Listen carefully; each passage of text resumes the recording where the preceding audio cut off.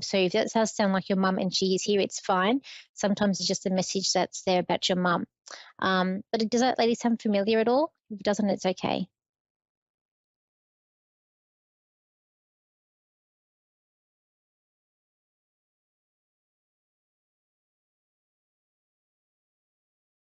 Um,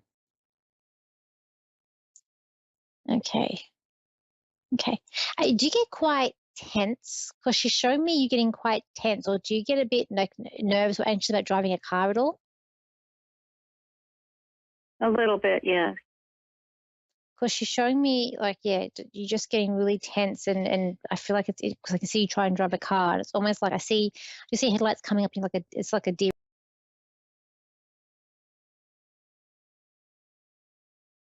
Because you're going to get into there is going to be traffic that's going to come up, and you just need to take your time. And she's like, it's okay. It's okay. You're going to get through it. You just need to breathe and take your time um, with with the driving. Okay, she wants to talk about your mum. So there is talking about mum here.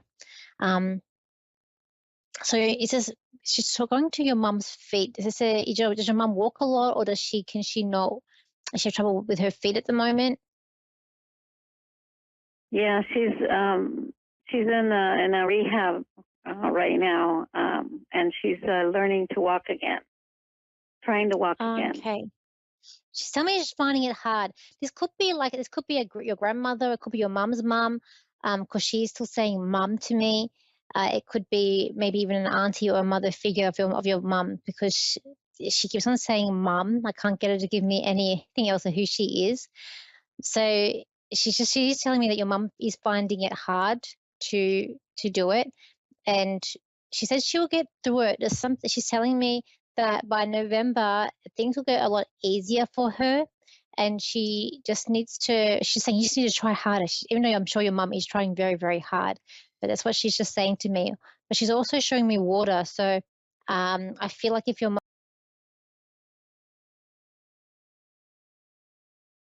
I mean, I'm not a doctor, but I'm just saying what this lady is saying to me. But she's Okay. saying there's something about by November where your mum is going to find it a bit easier. But it's like, as I was saying about the courage this week, your mum's really going to find the courage to come out and say sort of what she wants. I feel like also there may be an uncomfortable feeling or something about one of the doctors, and she needs to sort of speak up to say no or yes or whatever it is that she's feeling. Because at the moment I feel like she's just Okay. trying to get through it and trying to get by. This lady, Yes. she does know you. She wants to say hi to you, and she's waving hi, and she's saying that she loves you. But if you can, talk to your mum, and I feel like your mum may know who this lady is. Um, but with this lady, she likes to do things. She's telling me I like to do things my way myself. Even like when she would cook, I don't see her as being a slim build. I do see her as being she's a bigger lady, and I feel like she just did things um, my way. I feel like she may even have a link to New York, even. So she may have been in New York, or there's something about New York. She's shown me a building with all the tall, a town with the city with all the tall buildings there for her.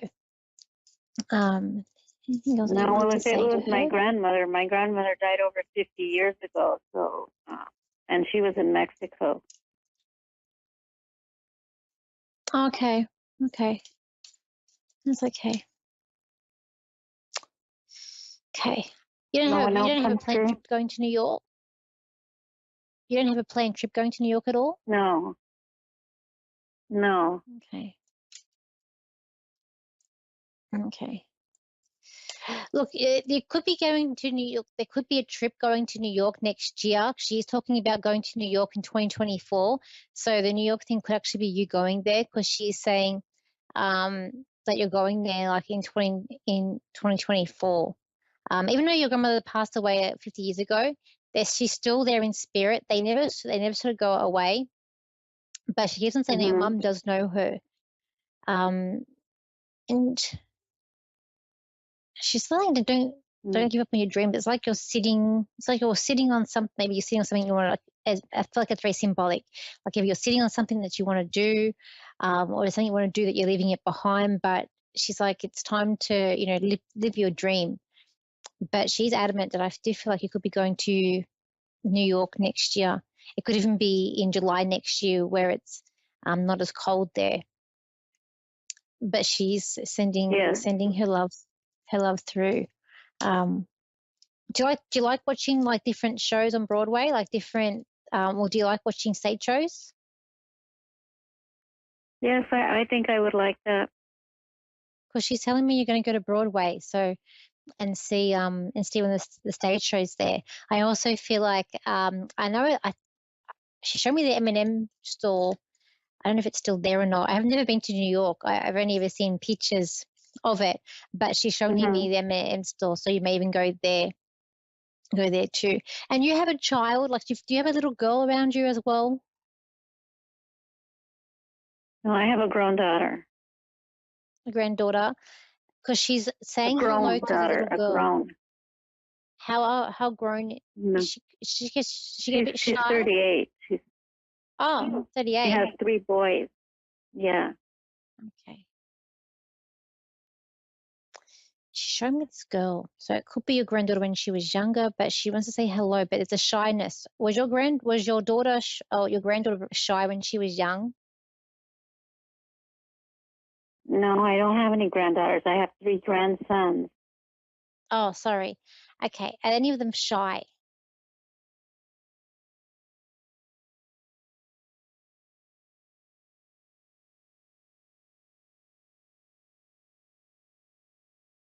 Sort of, they're sort of behind you and they're sort of hugging you, but they're sort of behind you and she just wants to say hello to them. That's why I felt like they may have been a bit shy. So I'm not sure that fits in. Oh, okay. But she's sending her love. But I'll leave it there. So I hope I've helped you. I know you don't really know who this lady is, but she's telling me stuff in it. She knows you. So if you could ask your mum, maybe your mum might know who she is. Okay, I will. Thank you. Okay.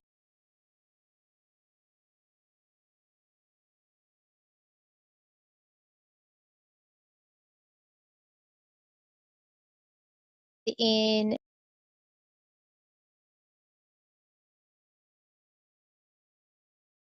I'm very good. How are you? I'm good. How can I help you today? Well, our family is making changes, and we're just really looking for guidance. And my dad passed last year, and we know that we're being guided. It just seems like it's taking a long time, and we just want to know we're going in the right direction. Okay. We're always heading in the right direction. There's no doubt about that. We always have different paths, ups and downs, but we're always on the right path. I always believe that. So your father, because I do have a man here, and he was here with me before, and he did tell me he was for the second caller. So I really hope he's for you. And I could see him like juggling, like he was juggling like different things, and also doing like tricks. So did your dad know to do any? Did he know how to do any tricks, or would he know how to juggle by any chance? No,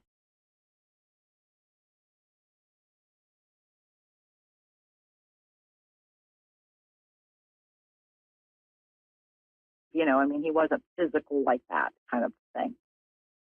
Okay. All right, no worries. Okay. This man is still saying he's for you. So I'm gonna ask, we can see if we can get anything else from him. I do see him, he just wanted to make people happy. So he's just telling me, he's just saying, I just want to make people happy and make people laugh. It even could be like that he even liked, could even be that he liked going to the circus. That could have been something like that. But I just see him like doing tricks. He could be, maybe let's look. It could even be an uncle that's passed over here. Let me just see. No, none Okay, of them were fun like that. Okay, all right. Let's see. I feel like this man had hair because this man is showing me he's telling me he does have hair, and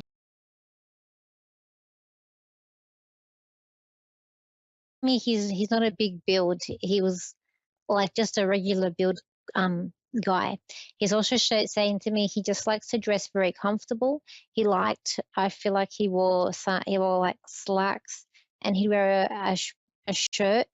Some of his clothes may have been a bit dated, but he's saying he just likes to feel comfortable in the clothes that he's wearing. He likes clothes that where things can breathe. He's telling me that he's very light-hearted as well.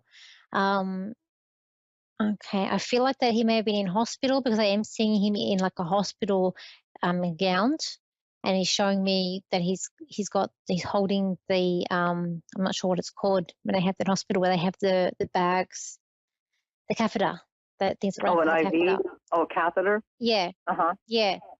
So he's showing me that as well. He's holding that in the hospital, and um he's telling me his heart just stopped. He said it wasn't good.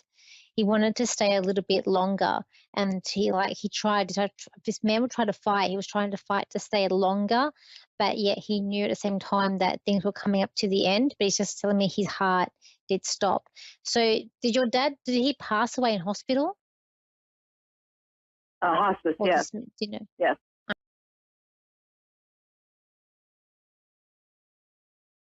make people laugh, that as in that's how he was trying to show me how he'd make you laugh.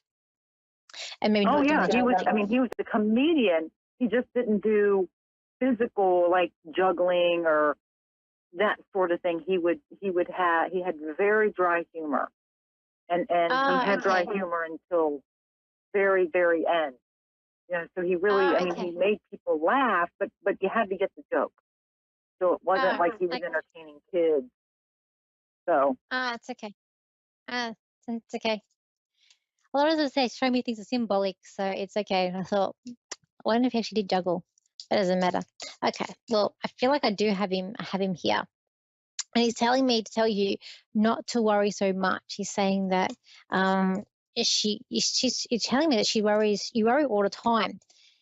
And he's saying that you are on the right track. He's like, the family does need to come together at this point because everybody has too many ideas, and there's no one idea that's wrong. You just all have to come together to make decisions. But he's also telling me, I feel like there's a move coming up here. If it's yourself or someone else in the family, I do feel like there's movement here. He's also telling me, so is his house sold? Because we're talking about he's selling his house. No, my mom is still in the house. I feel like the house is going to get sold. Is she looking at moving? Well, she was, but then she changed her mind. He's saying no. He's like, no. She's gonna go. He's saying about April, so it could be in April. She changes her mind again, and moves. He's also telling me that there is a bit of conflict in the family here. There's someone who thinks that they know best.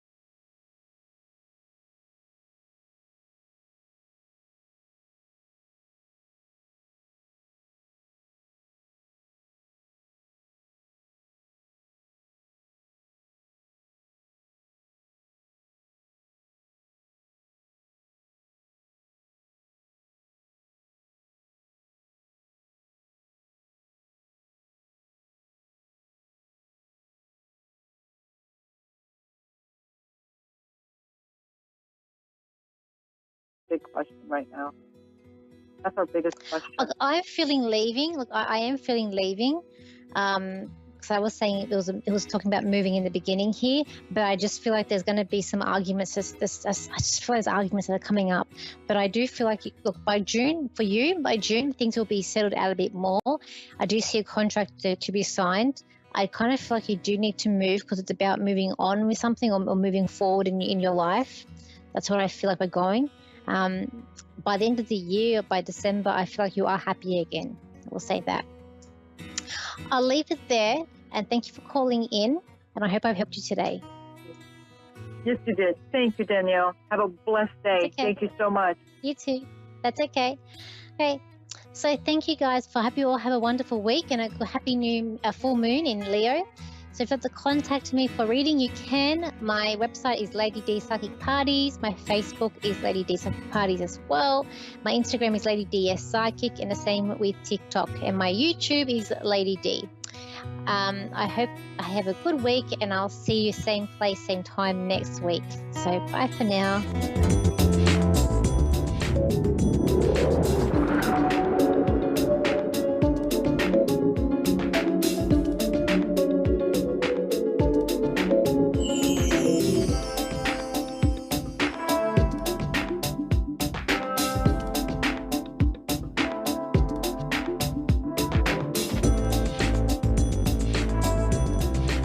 A1R Psychic Radio is pleased to announce John Capello has joined us. John Capello and the Psychic Side, live from johncapello.com.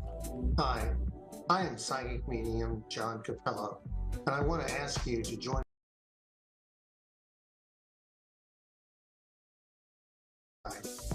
It is an informative show about developing your personal psychic abilities.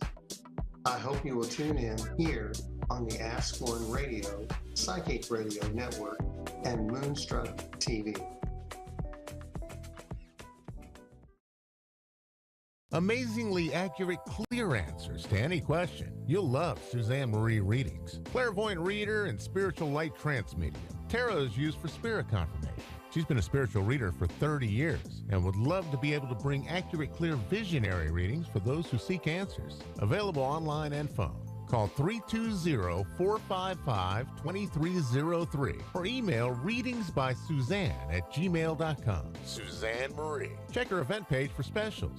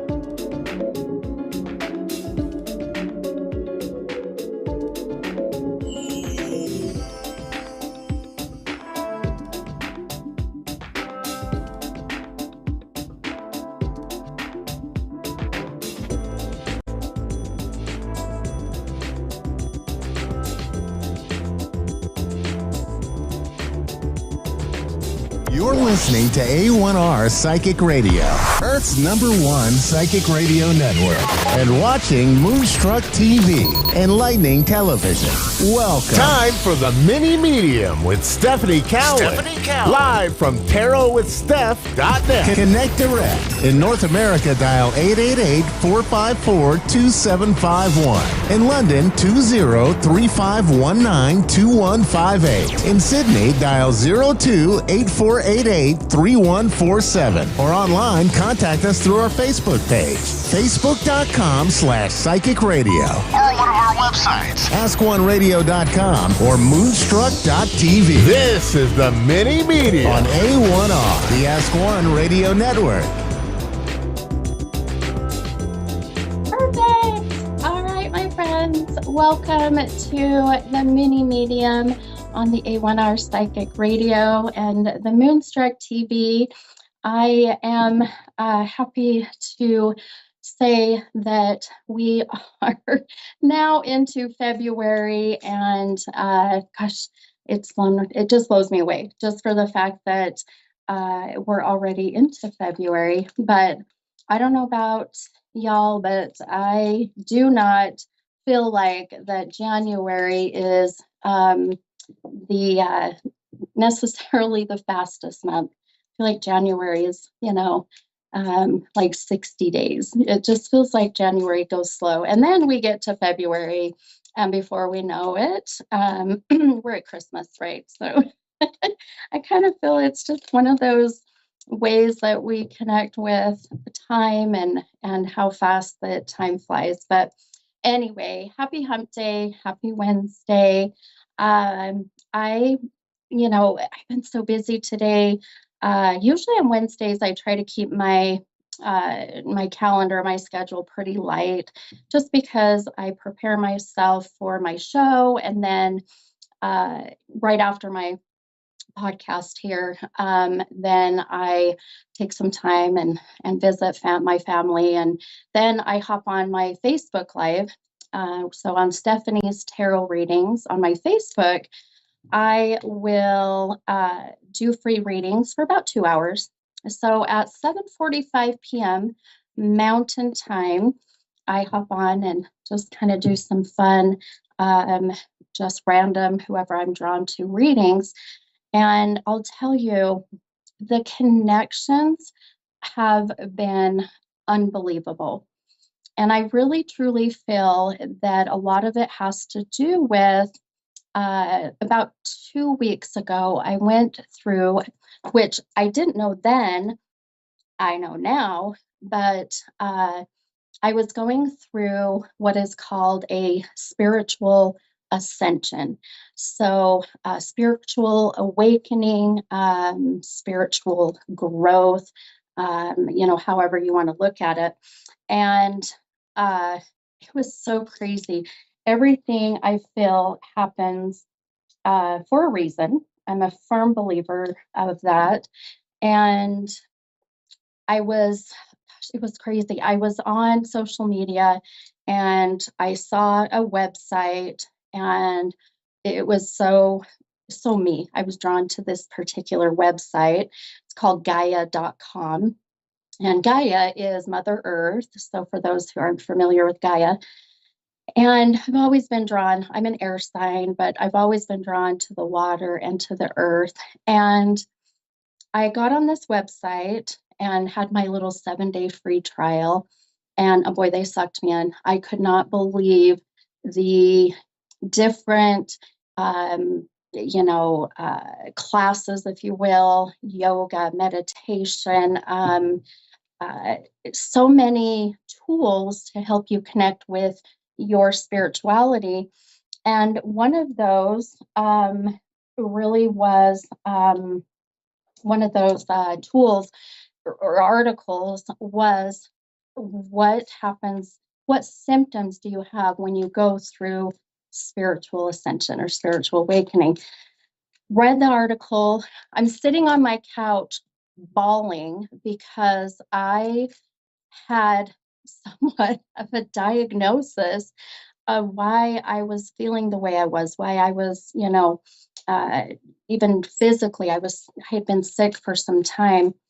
And so that validation, I feel, just opened up even more of my gifts. And now the connections with the spiritual world and with my intuition and my psyche have been just beautiful. So I am really noticing my gifts being even more in touch, in tune, on point, I guess, if you will.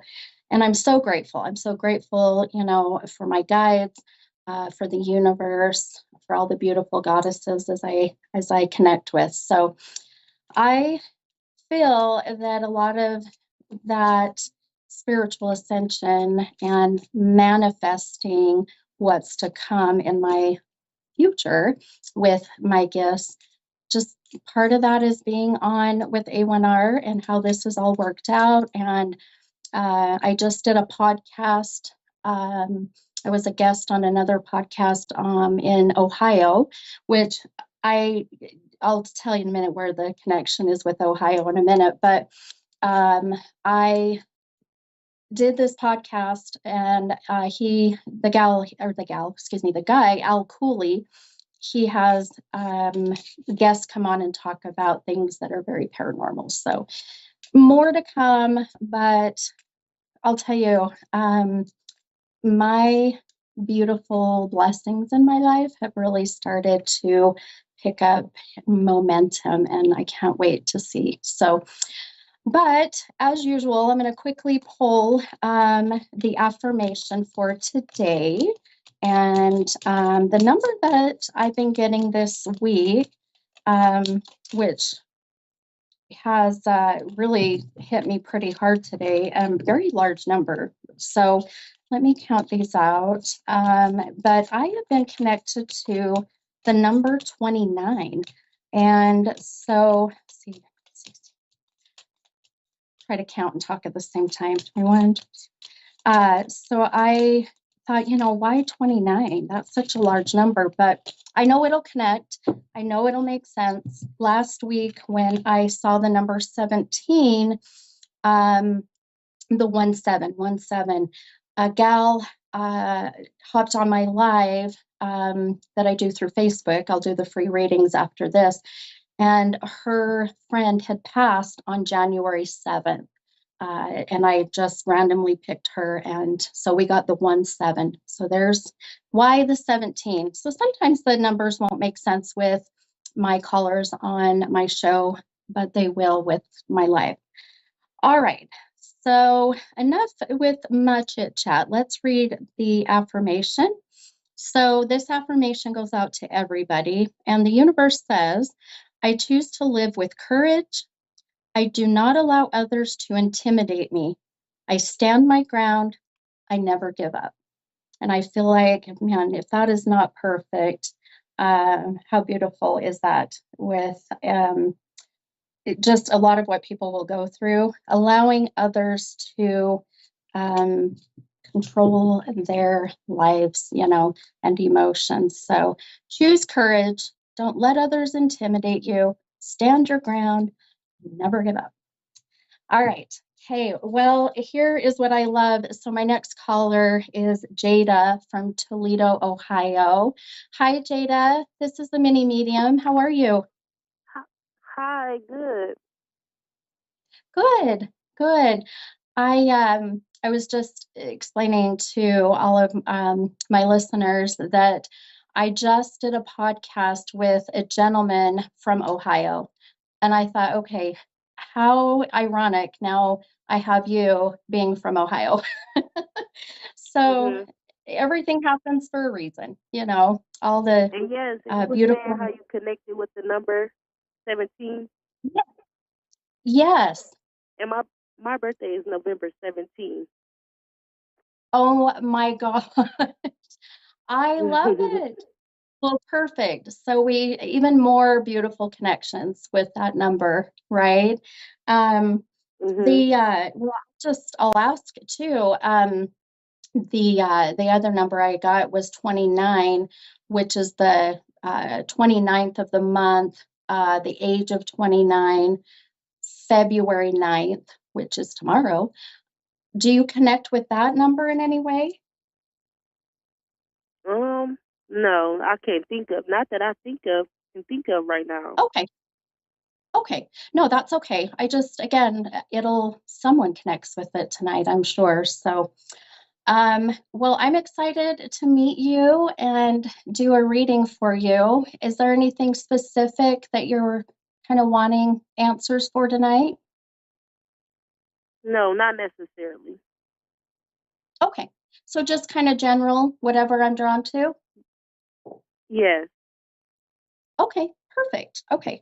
Um, all right. I'm just, what I do is just really kind of listen to my guides, listen to what I'm getting.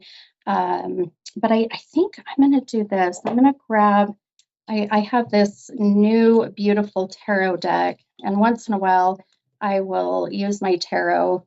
I really pretty much just connect with my gifts and really just listen to them. So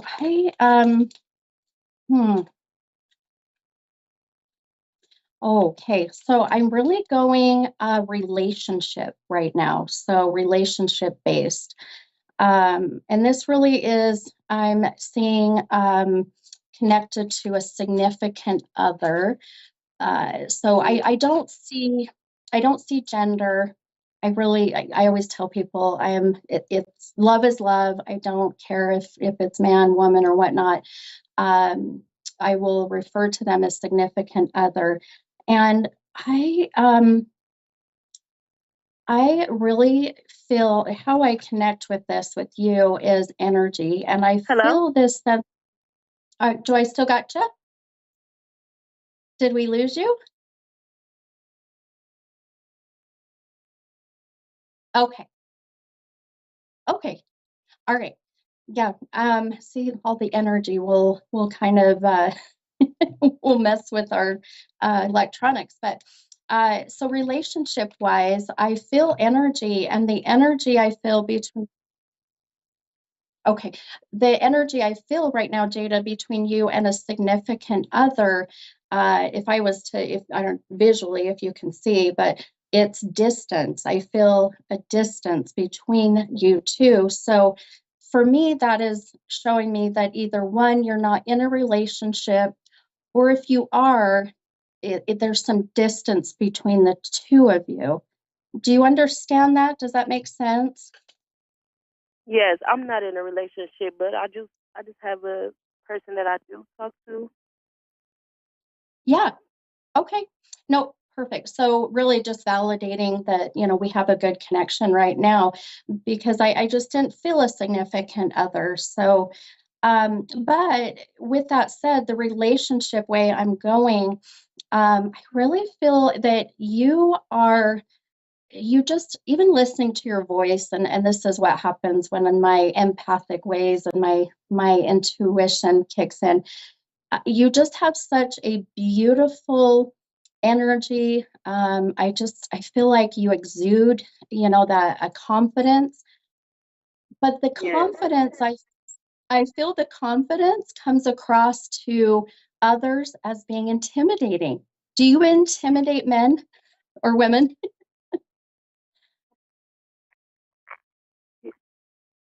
You said what you say? I'm sorry. You're okay.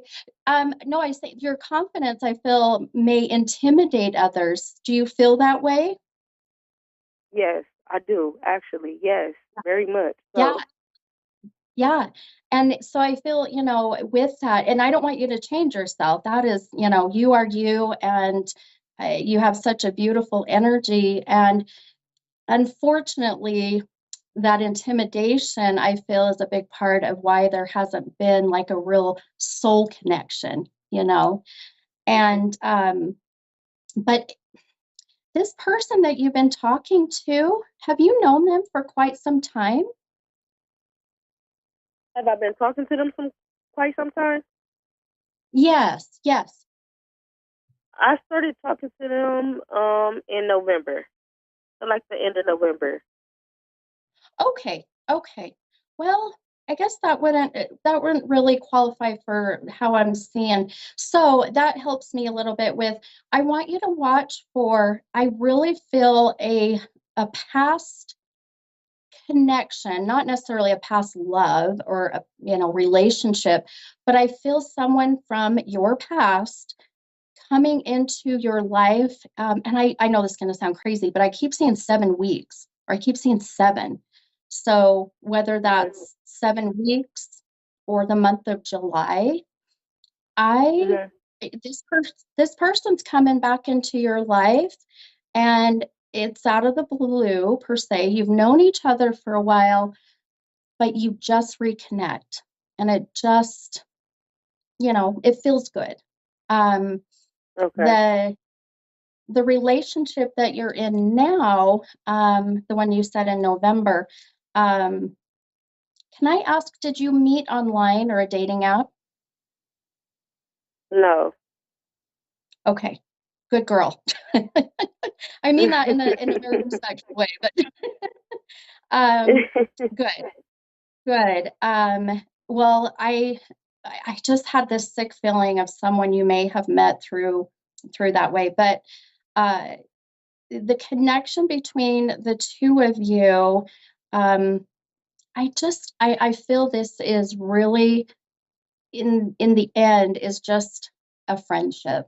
And I know that's so hard to say that sometimes, but I don't The know if one I that I'm feel like talking to now.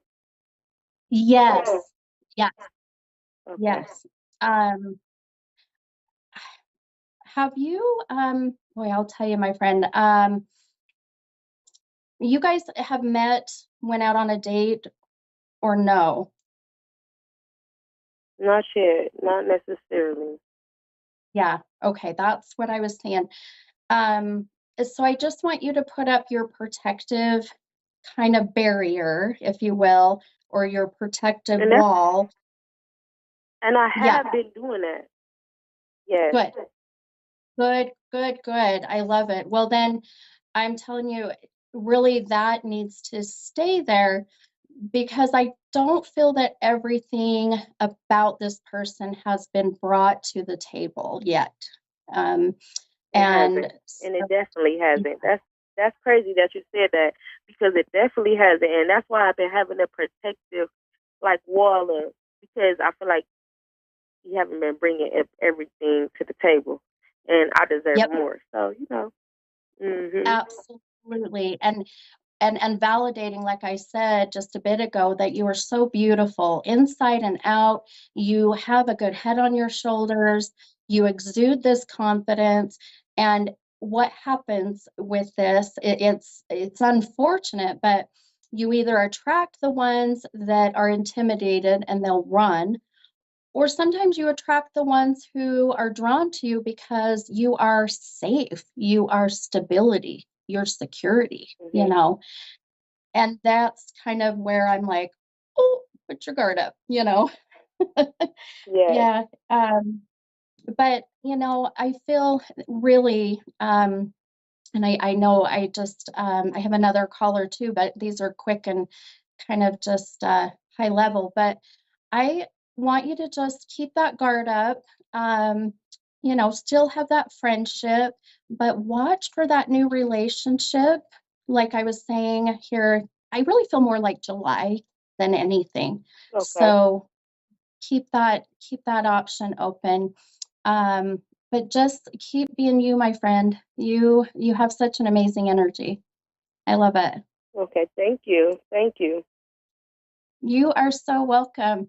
Well, I appreciate you being on my show, and you have a beautiful night and take care, okay? Okay. Thank you. You also. Okay, thanks, hon. Bye-bye. Okay, all right. We got some time for another caller. This is Amy from Oklahoma. Hi, Amy. Hi, Stephanie. How are you? I'm great. I'm so excited. Yes, I'm excited. I love listening to the accents of people in Oklahoma. So I'll just talk. I'm told that a lot from people on the East Coast. Yeah, I know. Yeah. Or I do readings for all over the world. And the UK is one of my favorite, Australia, just listening Definitely. to their, you know. Well, tell me, I know we have short time with these readings, but what can I help you with tonight? Well, I had a couple of things actually. The first thing that's really at the forefront of what's going on with me currently is I lost my best friend tragically a year ago in January. And I actually lost 4 loved ones in 2022. My best friend was the one that traumatized me the most, and I've been having a really hard time with it. We just had her 1 year anniversary of her passing, and I'm still trying to learn how to live without her. And I'm still trying, to trust my intuition that she's still around me, even though she's not in the physical realm. And I look for signs of her all the time. I still talk to her. I call out to her. I just miss her so much. And I'm so it was sorry. a, very, very, tragic event. And I've lost loved ones in my life that I was close to, but this one was very unexpected and very sudden. Yeah. No, I'm sorry for your losses, and I do understand how much that we want them here, and one of the sayings that I love is that dying is easy, living is hard, and Absolutely. and we that are here in the physical realm, we kind of, if you think about it, we selfishly, and I mean this in a gentle, loving way, but we selfishly want them with us, because I mean, we miss them terribly. You're One good thing I love about you, and as I'm listening, is you're so spiritual. You're so open to the signs and the symbols that, they're giving you. So make sure you Absolutely. just yeah, make sure you keep that going, because that's going to give you all the comfort, at the time that you need. Um, Let me ask you, do you connect with any of these loved ones? Does the 29 number connect with them? So February 9th, the 29th of the month, with any of these loved ones? February 29. Gosh, I'm trying to dig really deep. Um, Okay. no, I can't recall off the Sometimes top of my head. I'm sorry. Yeah. No, no, no, don't be sorry. It's okay. Sometimes it will just click later, but this number could be connected. After my podcast, I do free readings on my Facebook page on Stephanie's Tarot Readings. I feel like we may Okay. be getting a whole lot. If you have time tonight, before we finish your reading now, hop on my Stephanie's Tarot Reading page. At 7:45 Mountain Time, I do free readings. I have a feeling Okay. I've got so much energy in my room right now. I mean, I've got things just going kind of crazy, but the 29 was a number I was getting, and a lot of time that Okay. number will connect with a loved one. But I Okay. also just now the number 18. I get numbers a lot, by the way. So Okay. 8 being the 18th of the month, 2018, January 8th, when I see the 1 and 8. So Okay. keep that in mind as well. Um, your friend that you mentioned had passed very tragically, that you just had the 1 year. Um, if this is the she, correct? This is a female, is that Yes. right? Mhm. Okay. Yes. Yeah, I really feel if this is her, this could be someone at the moment else, but um, I keep getting a very quick impact, as if something hits me really hard, and that Mhm. causes my passing. Do you understand that? Mhm. Yes. Yes, I do. Yes, I do. I Okay, totally resonate with perfect. that. Mhm. Mhm. Perfect. Um, I just heard the name at 2 syllable, like SHS, like Sheila, Sherry, Cheryl. Do you connect with that name? Sheila, Cheryl, Sherry. Yeah, Gosh, the two-syllable not S. on top of my head. Okay, all 2-syllable right, S. just keep it Okay. in mind. Okay. Yeah, no worries. I'll hear names, but with my mediumship, they'll come through kind of cryptic. So I'll hear bits and pieces.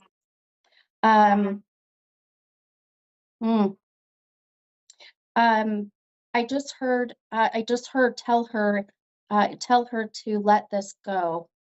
You're holding on to some guilt. You're holding on to some, wishing that you could have done something, or you weren't able to be there for her. Absolutely. with- You hit it on the head. I mean, that's exactly what I've been dealing with for the past 12 and a half months. Absolutely. Yeah. I know we have a couple minutes left, but that's why I said I've got so much for you. You may want to hop on that live in a couple hour. But oh boy, she's fun. Her energy is so fun. Yeah. She's a firecracker. Oh my Yeah, that's God. definitely her. That's definitely her. Oh my gosh. Yes. Oh, I have chills. I have chills. We have her here. And I just heard Alex or Alexis. Do you connect with that? That was I really do, very yes. okay, perfect. And she says that there's more involved with her accident, with her passing, but they haven't been held accountable. Do you understand that? Yeah, I do. I do, absolutely. I know exactly what she's referring to, and oh my gosh, I wish I could do something about it and make this right and fix it for her. I know, hon. I know. Oh boy, I know. I've been trying really hard to let go of the lack of power I have to make things right, and for me not being able to be there because she was not close to me in the physical sense whenever it happened. And I've often, felt so, guilty for, seeing things, before it happened to save her. And that has, that's drove me down some dark paths. Right. And that's the worry that I know she's got, that I'm feeling. And I know I've got to wrap up, my friend. I feel bad that we get such a short time. I'm being told by my producer, but hop on my live if you can, or email me at tarotwithsteph@gmail.com, and I'm happy to see if we can't continue. Okay.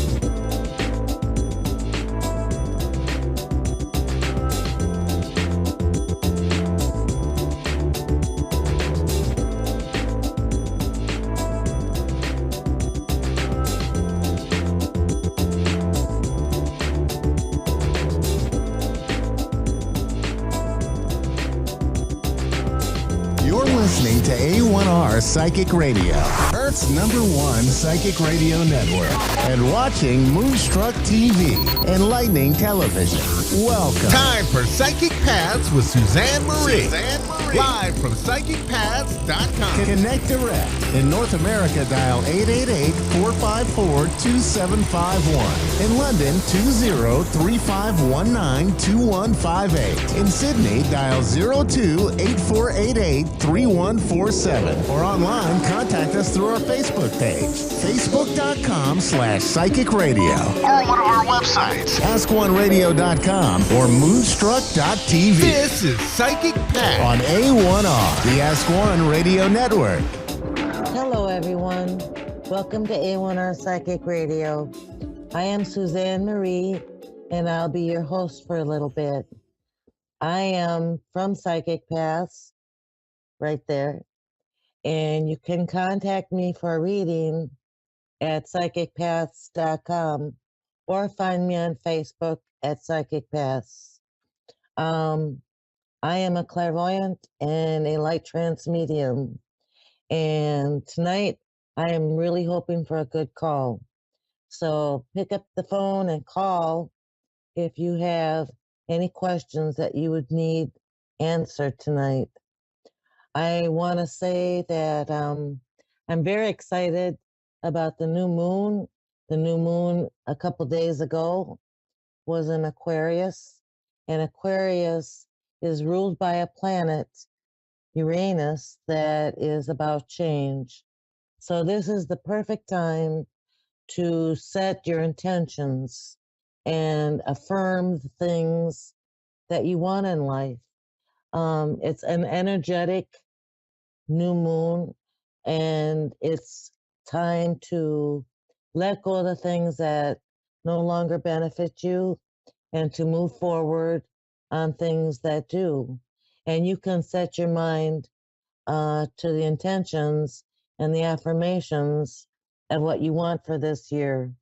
I'm really excited because this is a great time to think and spend time on the things that you want this new year to be. So yeah, I'm really excited. So we have a caller tonight, and her name is Chelsea, and she's from Indiana. Hello. Hello. How are you tonight? I'm doing great. How are you? I'm doing good. What can I help with tonight? I saw that you guys were doing medium readings tonight. Yes. I am. So, do I just go ahead and speak out on who I'm wanting to see if they're coming through or not, or? that would be really great. We have a little time I'm here. looking for either my father to come through or my grandmother. Okay, hang on a minute and let me see if they come forward. Hang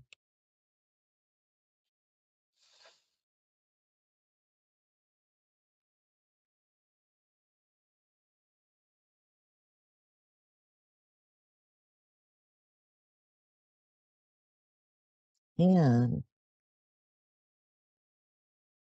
I feel a heaviness.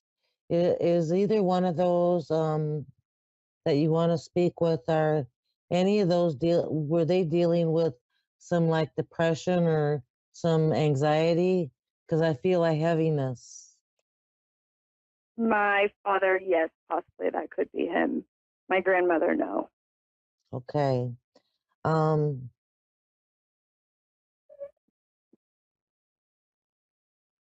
Okay, so I kind of see a gentleman, and he seems to be, yeah, he seems to be unhappy, but he seems to be not physically okay either. Complaints. There seems to be complaints. So I hope that resonates, that there were things that bothered him a lot physically, along with it seems like a sadness. And it seems like from this gentleman I'm getting that he really did try to work it out. He tried to work hard and do the things he was supposed to do. But I feel I feel like there was a sadness. Um,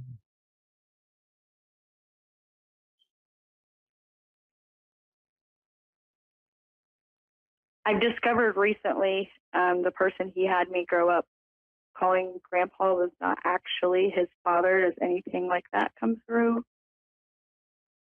um, Seeing me discovering the true DNA it feels following. it feels kind of like that. What I'm getting is that he didn't want you to have to deal with what he was dealing with, if that makes sense. Yes. So there was a facade of a. I guess you know this. It's a facade that things were fine, but things were not fine for him. Sounds correct.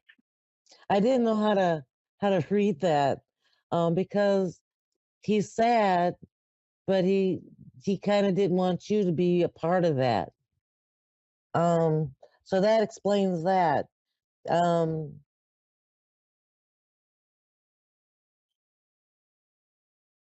so when you did the way of his passing was with a car accident. Drugs were involved, depression, sadness. That all kind of ties with that. That's what I feel. I feel that overbearing sadness. I feel maybe that's where the physical complaints. He didn't pass suddenly because it doesn't feel like a sudden death. Correct. So when you realized the DNA, did you kind of physically get excited? Because he's showing me that you were physically animated. You didn't just sit there. Yes. You were like, no, I didn't just sit on it. Yeah, I definitely have dug into it. Just discovering family, I guess you could say. I feel like he was relieved when you were relieved to understand the backstory of what was happening. I feel he's relieved as well as you're relieved. Um, now you wanted to speak with your grandmother, right? Yes, which through that whole process, I discovered that she's actually his great aunt. Through this whole DNA discovery, not actually his mother. Do you know the culprit of this? Because As it feels far as like who initiated this whole thing, because I feel like she knew who that was. She knew. Yes. Yes. She would have known. My father passed away when I was 5. However, my grandmother, who's technically my great aunt, she took me in every Thursday through Sunday. So she kind of took Dad's place. Okay. She definitely knew. It was her relation. So I feel like your father is also grieving not having a real close bond with you and being there for you. And I feel like he was a bit immature. I feel like he had he survived, he would not have given you the good messages, if that makes sense. He knows that now, but he didn't know then. He didn't know the good messages to give someone.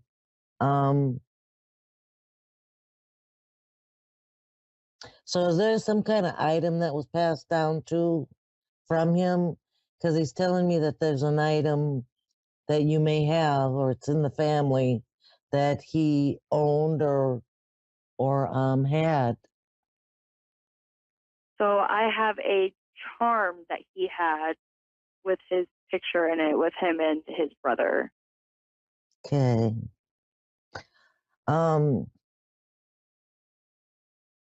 He loved you, and he's sad, and a part of him wants your forgiveness, and you don't have to do that right now.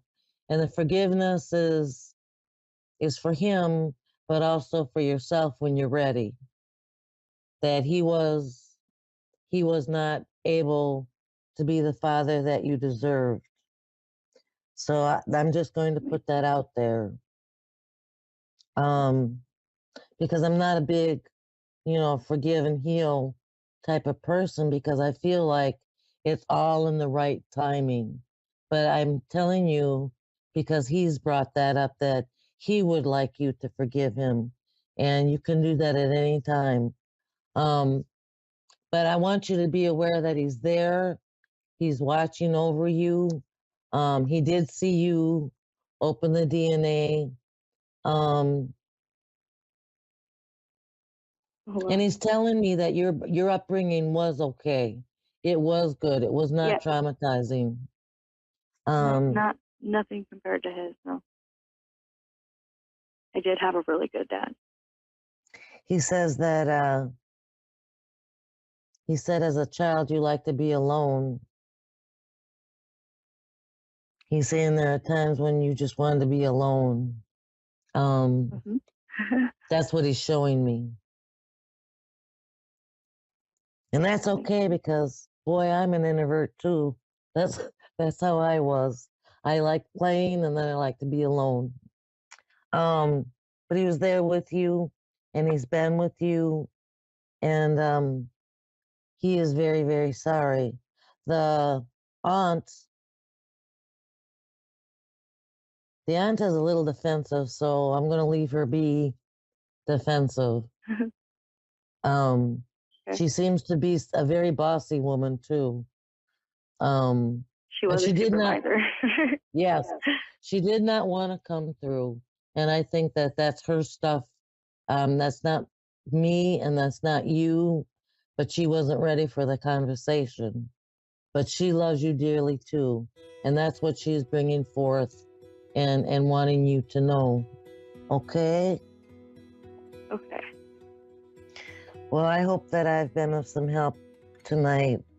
They both love you dearly, and they're both by you.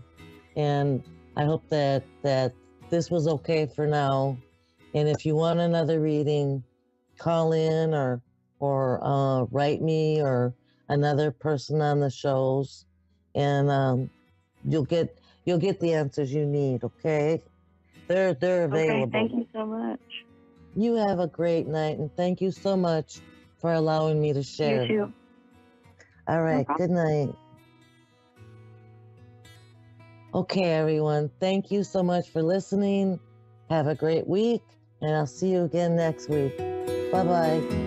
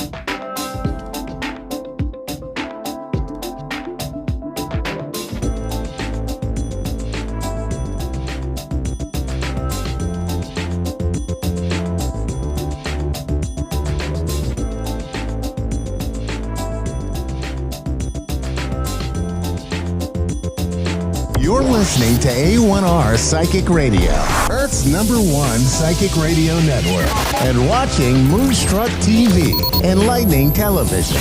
Welcome. Time for the Cowtown Medium with Kathleen Hart. Kathleen Hart. Live from KathleenHart.com. Connect direct. In North America, dial 888-454-2751. In London, 20-3519-2158. In Sydney, dial 02-8488-3147. Or online, contact us through our Facebook page, facebook.com/psychic radio. Or one of our websites, AskOneRadio.com or Moonstruck.tv. This is the Cowtown Medium on A1R, the Ask One Radio Network.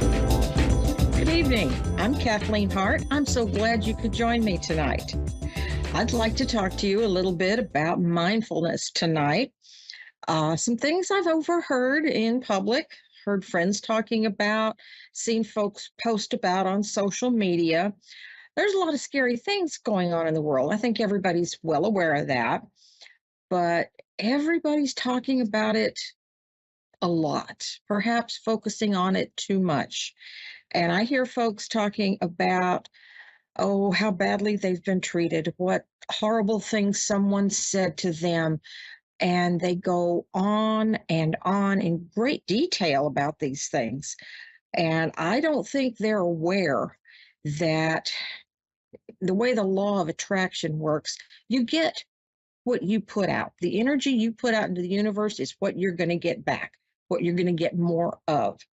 So if you're talking about all the horrible things happening in the world, all the bad things that have happened to you, all the terrible things that have happened to somebody else, and that's largely all you talk about, you're going to start seeing more of it because you are attracting it to you. And the world needs a lot less of that right now. So let's think positive. Let's send loving thoughts to everyone, and especially to ourselves. We need to love ourselves first so that we can love others. And we need to build ourselves up, talk about the good things and the things that we want to do, things we want to focus our time and our energy on, the things we want to get back. Let's talk about those, build ourselves up, build up each other up, and attract more abundance and attract more good luck and positive outcomes. So let's focus on the positive. I know you probably heard that too much, but it's a good advice.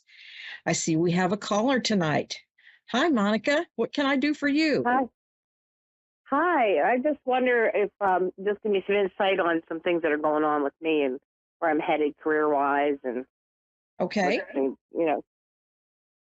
So how about career first? Okay.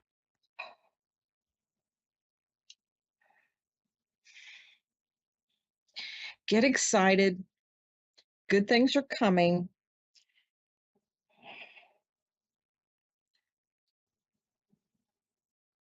Put out to the universe, shout out to the heavens what it is you're looking for. What brings you the most joy? What do you get most enthusiastic about? Focus on that, talk about that, and start looking. The more you focus on it, the more it will turn up. So make sure you're very clear on what it is you want to do and talk it up to yourself, talk it up to your friends, begin to talk it into existence, and then go out and hit the pavement and find it because it'll be out there. But be picky. Don't settle for less than what you're looking for. Does that make sense? Yes.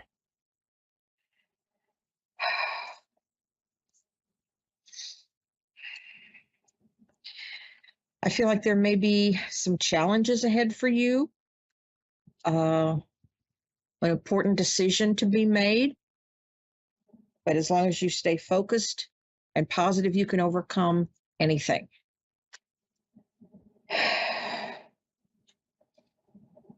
If you expect miracles, you're going to get one, but stay focused.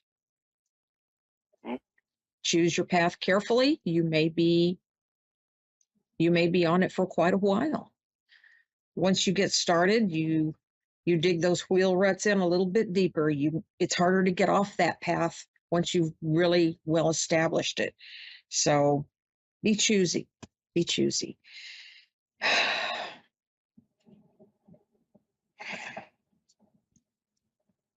Feel like there's someone going on this journey with you. There may be a move involved.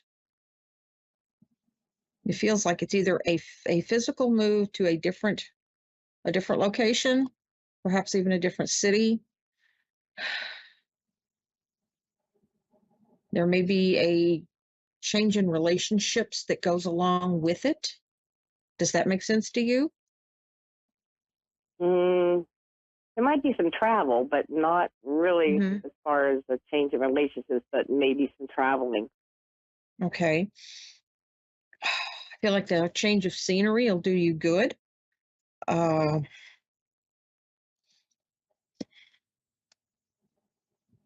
you feel called to do something new and different? I like what I'm doing. I just feel like there's an obstacle right now with my health. And I'm a little worried because it would affect my job. Absolutely. Stay focused on your health. Don't be afraid to seek out the help that you need, and don't settle for the first opinion. Get a second opinion on anything that's important. Anything that's slowing you down, you want to pursue that and getting something done about that before it becomes a bigger obstacle. Yeah, it's kind of, I'm where I want to be career-wise. I got a promotion, and I'm excited about it, but I have an injury that I think is going to need some attention. Definitely. It would affect my job. Don't let that go. Don't overlook it. Don't downplay it. Too many times folks, these days will say, rub a little dirt on it and go on. Suck it up. It's not that bad. Pay attention to what your body's telling you. If it's causing you that much pain now, potentially it will only get worse unless you do something about it. So definitely seek the best treatment you can find, and don't let anybody tell you, if you feel it's that bad, don't you let anybody tell you that it's not a big deal.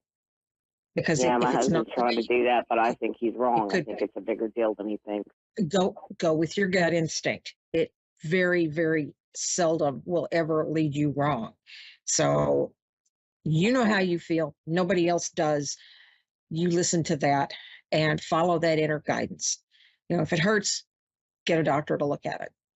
Go to a specialist. Don't mess around with somebody who doesn't know enough about what you're going through. Does that make sense? Yeah. Yeah, I've been rubbing dirt on it, hoping it will go away, but it's not. It's not going away. Too many of us were raised to do that, and that is not the best answer. It really isn't. Well, it's just because career-wise, I'm kind of where I want to be, and then this happened. So, well, you want to defend that career. If you worked long and hard to get there, don't let this get in your way. But don't just ignore it, because it won't go away. Yeah. Okay. Be courageous and get the help you need, and don't wait. The longer you put it off, potentially the worse it's going to get. Okay. You always worry about whether you not have whether you have the money to pay for. That can always be a challenge. Focus on it and shop around. Not everybody charges the same thing. And sometimes if something insurance doesn't cover, talk to the providers, because sometimes they have a contingency plan for that. They may offer cash discounts. It's always something to ask about. The worst thing that happened is they can say no. I haven't heard one yet that did. Make sure you take some time for yourself, a little quiet time, a little personal time to pursue your interests, and just calm yourself and work on healing any worries or concerns you have that maybe you don't feel like sharing with anybody else. Definitely not with everybody else. Okay. Yeah, definitely. You need some me time in there too. Gives you a chance to get a new perspective, look at things from a different angle. What I'm hearing is look at the big picture.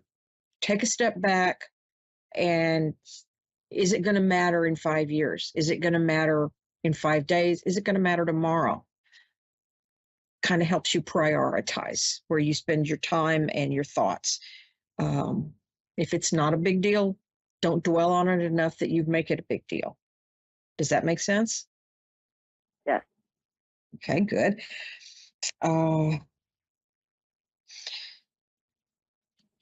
I feel like there's something going on where you need to look a little deeper, something below the surface.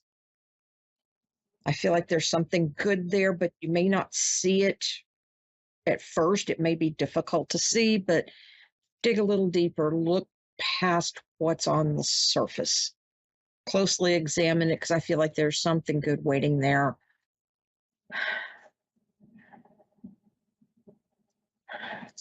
Is that something that makes sense to you?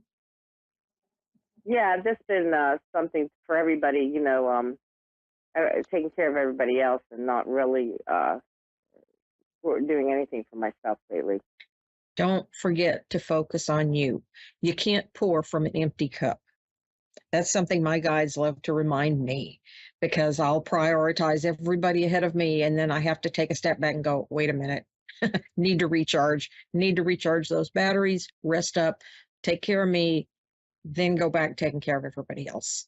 So don't forget to do that. Self-care is very important. Too many women these days overlook that and will just run themselves ragged and neglect their health, and that is not going to get you where you want to go. Yeah, that's what I've been doing. I've been taking care of everybody but me. Yeah, that's a bad habit a lot of us have. And once you practice, you can begin to get out of that. But don't forget, put you first, self-care, then you can take care of everybody else. Just like they tell you on the airplane, if the masks drop, put yours on first and then help the person next to you. Because if you pass out, you're no good to them. Same logic. Right. Was there another area you wanted to focus on? Are my children going to be all right? Everything going okay with them?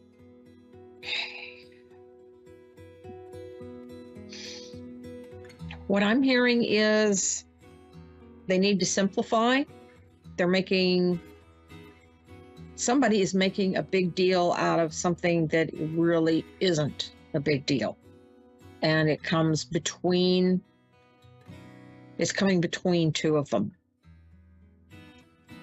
I'm not sure if that's between two of the kids, between one or more of the kids and you, but somebody is letting some small issue get in the way. So let's pay a little attention to that and try to air that out and make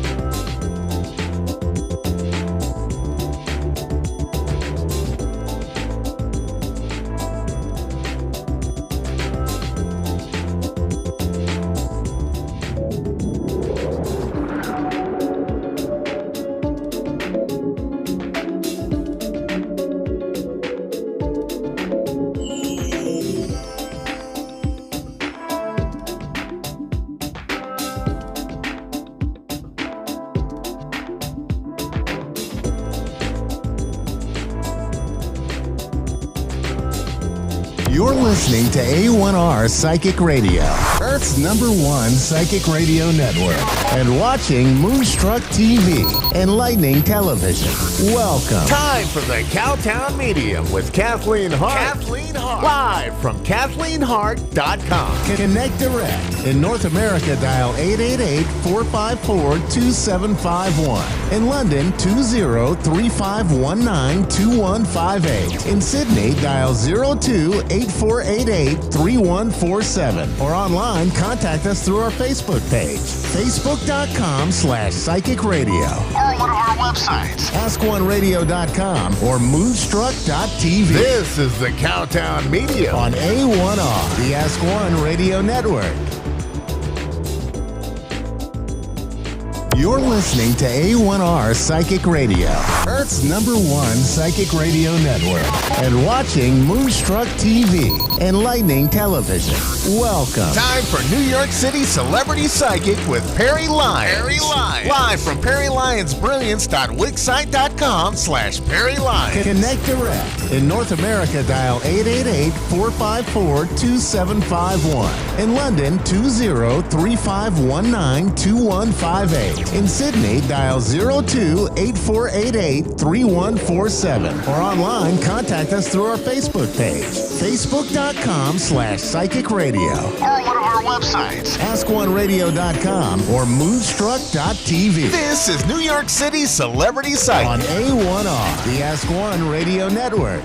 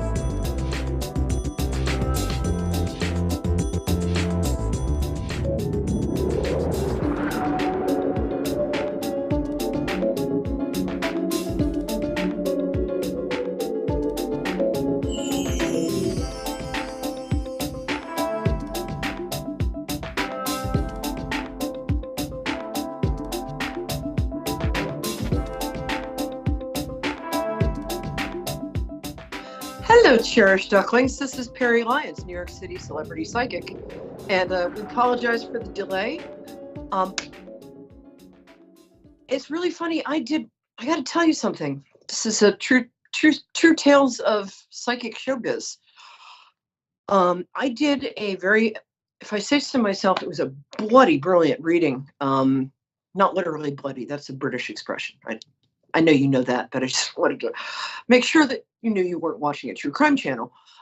Anyway, so I did a reading the other night for somebody who called into the show, and I often do free readings for people who've lost somebody very near and dear to them in the first year.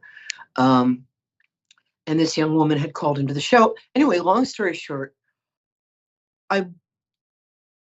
all psychic mediums, or all of us like me, or John Edward, or Bill Bradley, or any of the real ones, have nights when it's like you just can't stop saying the correct stuff. So here's the reason I'm bringing this up. Is I was lying on the couch saying, yeah, he's right here. Well, man, he looks like a movie star, which he does. He's got a truck. The truck's name is Brenda. it's a white truck. He was born in Texas. So, all of that stuff. Like bim, bam, boom, it happens, which is really fun when it does. But here's the thing. I don't think he left after the reading because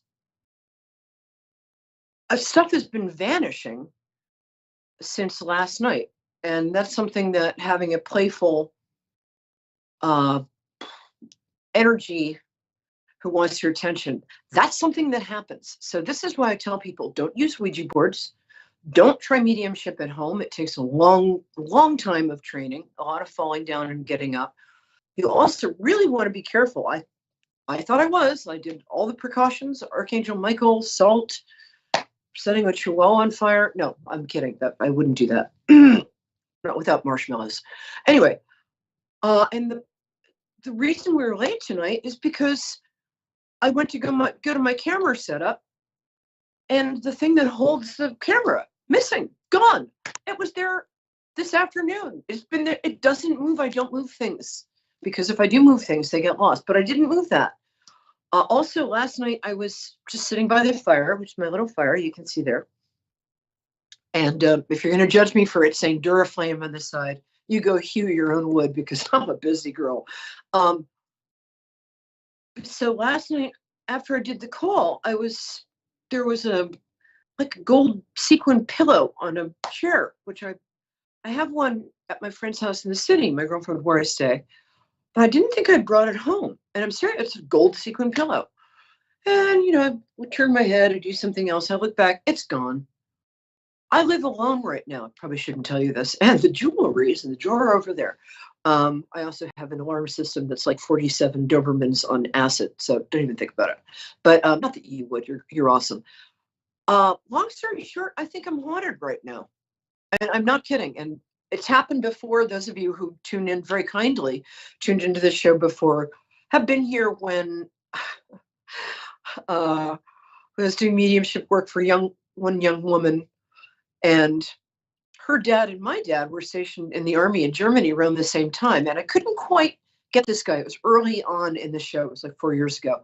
I'm like, he's in some sort of, it's like a tuxedo. He's got very good posture. What is it? I can't quite get it. And the uniform thing never crossed my mind. Her father was an army professional. Mine wasn't. And just at that moment, a souvenir from my dad's time in Germany, in Bavaria, literally jumped off the mantelpiece. And people were like, that's really cool, man. How'd you fake that? I'm like, have you met me? I couldn't fake putting my socks on. I mean, also, there's no way to fake that I can think of. Anyway, so here's some stuff to do if you don't want ghosts in your house. 1, it's going to sound a little crazy, but put salt around the doorstep. I'm going to go put salt around sort of the whole perimeter. I know it seems like salt. Really? Are you going to have the ghost die of like high blood pressure? Is that your plan? Like, no, that's not my plan. Although now that you think of it, it's kind of a good plan. But the other thing I like to do is Archangel Michael, back, forth, sideways, and down. I don't care if you're Christian, Jewish, Hindu, Muslim.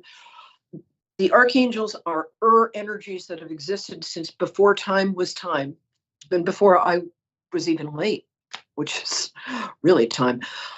And we make up these names for them, but they always serve this purpose. There are different purposes. Archangel Michael is sort of the one who protects the caveman from the wolves outside the fire. I mean, obviously things have come a little farther since then, but he is it when it comes to any kind of spiritual protection. And often, honestly, it took me a really long time to be able to say this kind of thing without embarrassment, because my parents they were scientists and I really like facts, but the fact is this stuff works. You can't rely on it. It's like luck. If you rely on intuition alone to get you through life without getting a job or without getting up and making your own luck and hoping, you're not going to do well. And it's funny because I've been a psychic for 20 years now. I mean, I started pretty young. I couldn't help it. The real ones can't help it. It's not a lot of fun. Being a real psychic, you don't want to go there. Also, there's stuff that real psychics are not allowed to do. Oh, I just got off the topic of keeping ghosts away from your home. Don't use Ouija boards. Not ever. You might as well just put a big sign up in the spirit world that says free beer and Springsteen tickets. Come on in. And you will get absolute rabble of spirits. You don't want them there. They're like looking for, you get a bunch of freeloading dopes if you do that. If you want to learn to do mediumship work, you need to spend time finding a real teacher. I would kind of stay away from it, because if you can do it, you're already doing it, and you just need help and protection. If you can't do it, please don't bother. It's a pain in the bum. When I first discovered that I could talk to dead people, which was more like they showed up and I had to be polite, it wasn't fun. Okay, it was fun the first time. Not gonna lie. Not when I saw the ghosts. Ghosts are terrifying to me. Ghosts. But the first time I talked to people who weren't actually in the whole alive sector anymore was at my friend Alan Michelson. He's a brilliant indigenous American artist. Brilliant. And this is about 20 years ago. My then husband was a fine artist, and I was going to have a party in his studio. All my girlfriends were supposed to come, but that afternoon, the skies opened and there was lightning from floor to ceiling, not in the apartment. You know what I mean? There was lightning from sky to earth for about 20 hours. It was nuts. People dumbly went out on their iron balconies and said, well, I'm just going to put my foot in a pot of water and look at this. They immediately taken out of the gene pool. But so Alan gave me some wine. My friends didn't show up. There was huge electricity in the air. Alan and I are chatting, and I look up and I say, there's somebody standing next to you, and I can see through her. He said, really? I said, yes. And I said, she's about 5'1", looks kind of like a Russian old guy, but in a wig. She's holding this blue cake thing with a like a puffy cake on top of it. She's wearing a house dress. She's great. She says her name is Rosa, and she's born either March 13th or 15th. And he said, that's my adoptive grandma. That's my grandma. And I went through his entire family. I could see them all standing there. And they would just feed me facts, because I guess they wanted him to know that they were still around him. I'm not sure why, but they all showed up. And as it turned, there was a very complicated adoption story there too that I'm not going to get into because I dumbly mentioned his name. But if you haven't had a paranormal experience by the age of 29, 30, I would say maybe it's not in this lifetime what the universe wants you to focus on. I'm a writer and a singer. I performed all over. I mean, I did pretty well singing in New York, she says, in a modest fashion, but I believe women should brag, and I write songs. But the psychic thing literally like picked me up and went boom and put my head in it. Like, do I have a choice here? Because I'd really like to go back to retail if it's all the same to you. And things were just arranged. So I wound up doing this for a living, which thank goodness. And the other thing is, if you want to be a psychic, it's not about you. I have trouble remembering that. I have a Leo moon, big egotist, not a narcissist, big ego. It's fun. You have to be a performer, be a performer. But if it's just about you wanting fame, that doesn't work. You have to really love the people you're reading for, even if you don't. Because I promise, if you start a reading, if you ever get that far and want to do this, and there's a lot of responsibility here, so never, ever, ever say anything like do this or somebody will die, ever.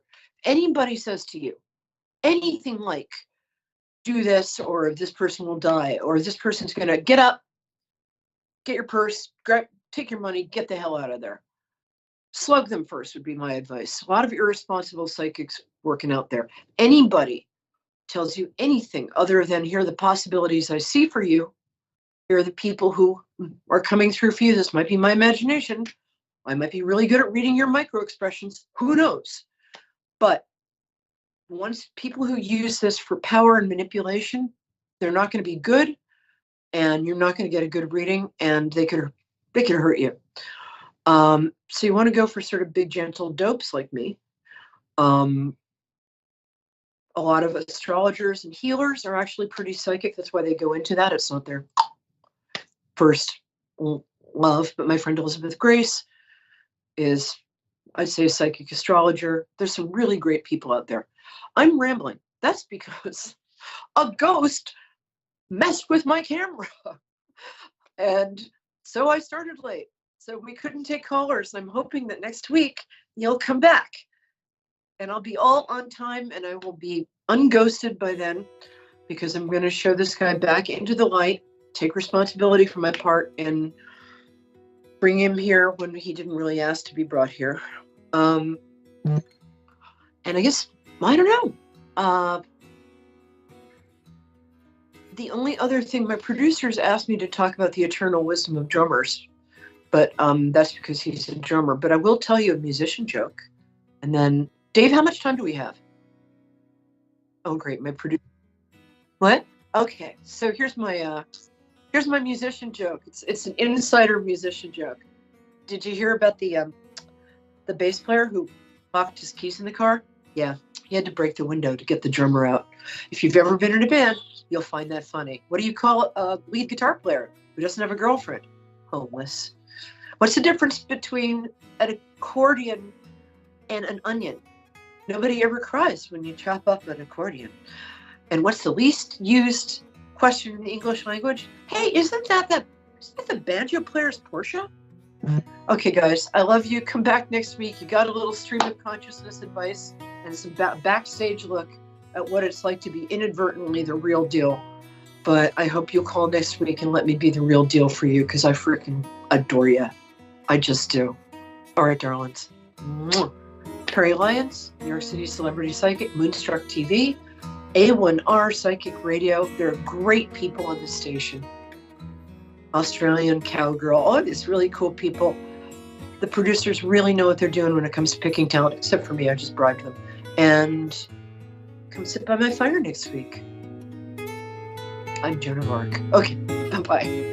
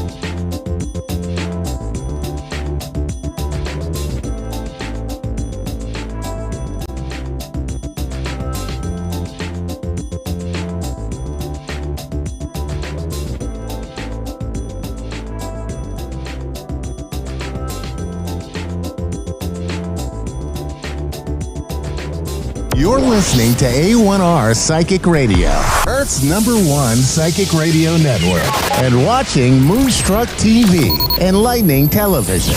Welcome. Time for Soul to Soul with Medium Kelly Kristen. Live from MediumKellyKristen.com. Connect direct. In North America, dial 888-454-2751. In London, 20-3519-2158. In Sydney, dial 02-8488-3147. Or online, contact us through our Facebook page, facebook.com/psychic radio. Or one of our websites. AskOneRadio.com or Moonstruck.tv. This is Soul to Soul on A1R, the Ask One Radio Network. All right. Hi, everybody. Hi, friends. Welcome to Soul to Soul. I am your host, Medium Kelly Kristen. It's great to be with you here on this lovely Wednesday night. Thank you for joining me. I always look forward to this. Tonight, I have a very, very special friend, my friend Lori Sheffer, who I've asked to join me. We've become good friends. She's just somebody, one of those people that is a beautiful, bright light, one of those souls that you just know you've known them before, right? And we have a lot in common. We are both special ed teachers, same age group, 7th to 12th. But I'm gonna let her introduce herself. So, hi, Lori, welcome. Hey there. How are you tonight? Thank you. Thank you so much for having me. So yeah, I'm really excited. This is my first time I've ever done one of these radio shows. We'll just let it flow. I am a recently retired special ed teacher. I actually worked for a special school that was what's called an 812. So 8 students, 1 teacher, 2 TAs. And so my kids had a lot of needs, but the best part is it was in the woods. It was literally my dream school, which was a camp that had been converted to a school. And so we had all these animals and the nature. So I got to use a lot of my energetic skills, my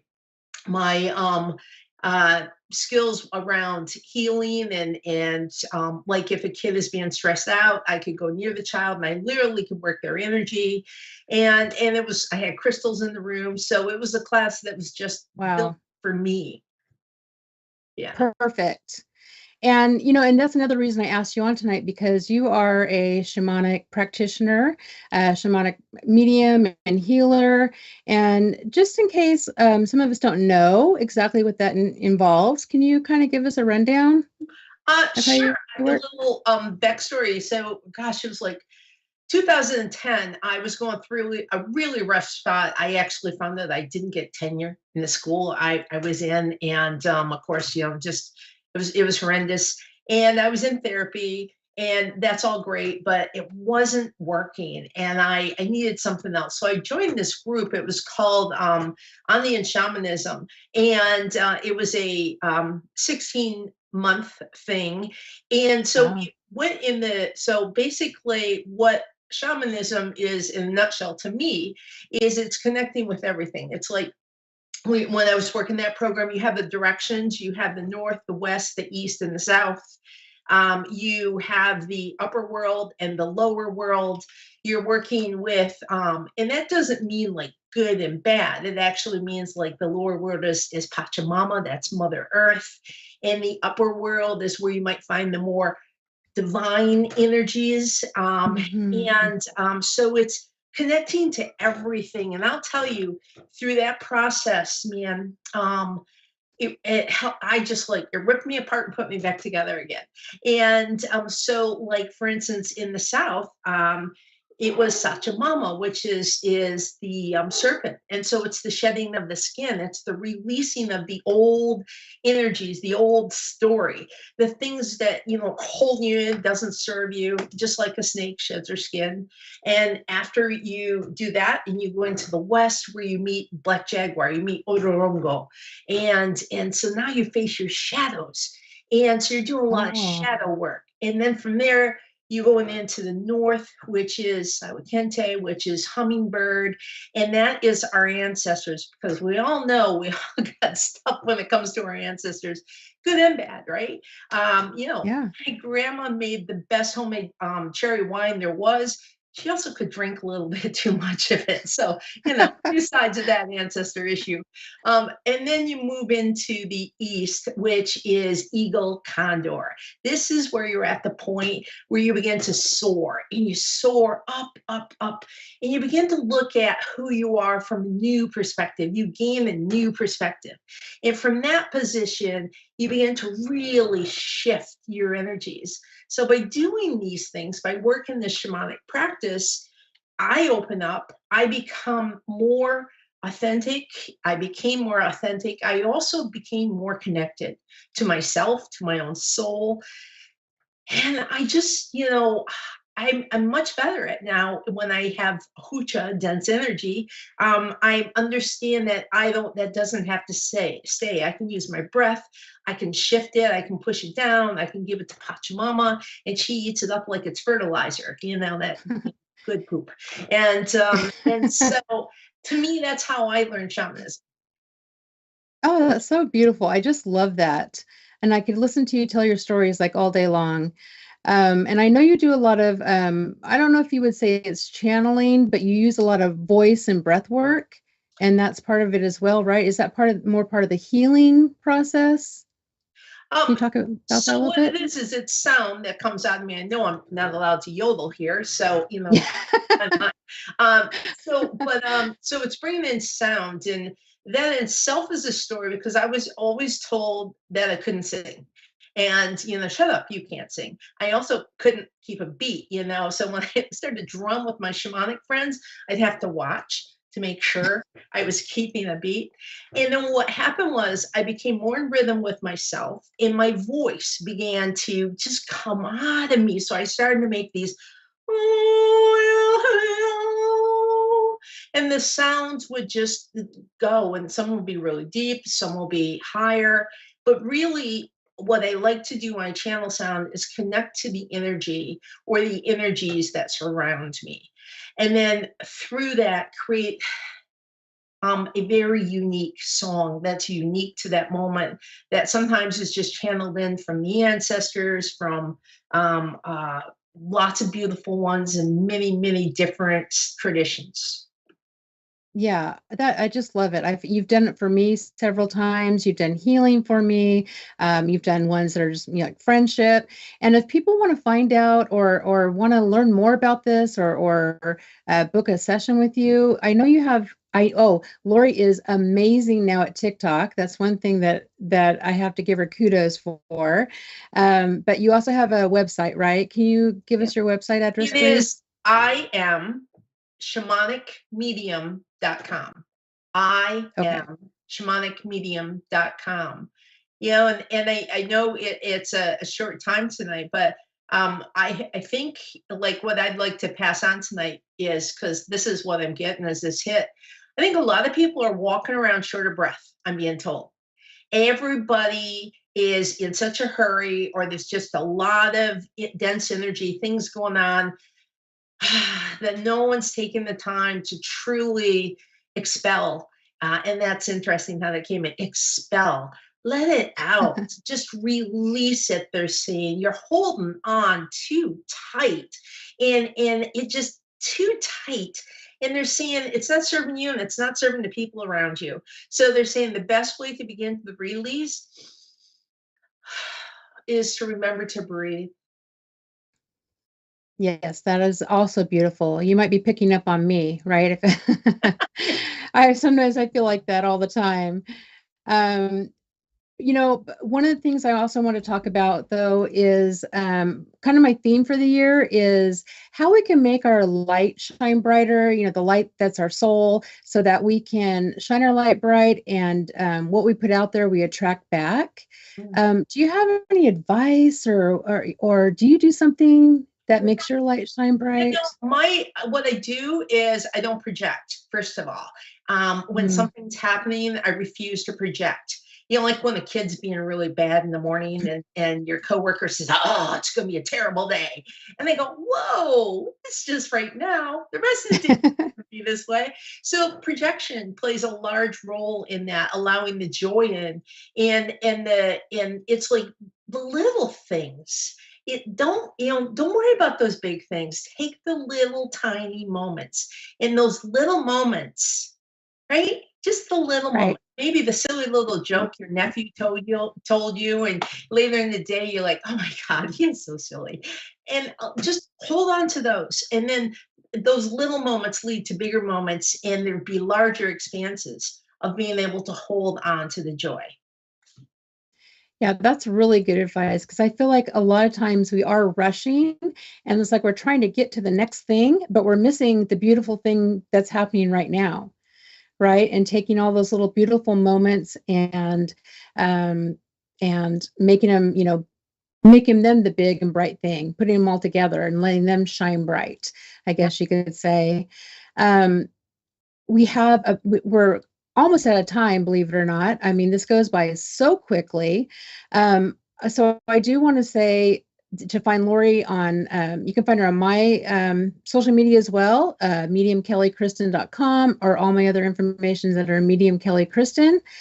Find her on I Am Shamanic Medium. And is that your TikTok too? Because they've got to see your TikTok. Well, okay. That's her TikTok too. I mean, like, she had a video go viral. I mean, she's amazing, right? And I also want to thank you so much for being on with me. And I'd love to have you back. It's such a short time. Maybe next time we can actually do like some sort of an exercise, or, you can do something, a reading or something. She also does channeled writing. She's just amazing. And I'm going to ask you if you have any last words for our listeners. Just breathe, sing, and tell good jokes. Yep, that's amazing. And find a friend like Lori. She's that big, bright, beautiful, bright, shiny light. Everybody needs a friend like her, and I'm glad she's my friend. And gosh, guys, that's it. And we'll see you next week, I guess, right? Have a great week. Shine your light bright. Thanks for joining us tonight. And yeah. Have a great week.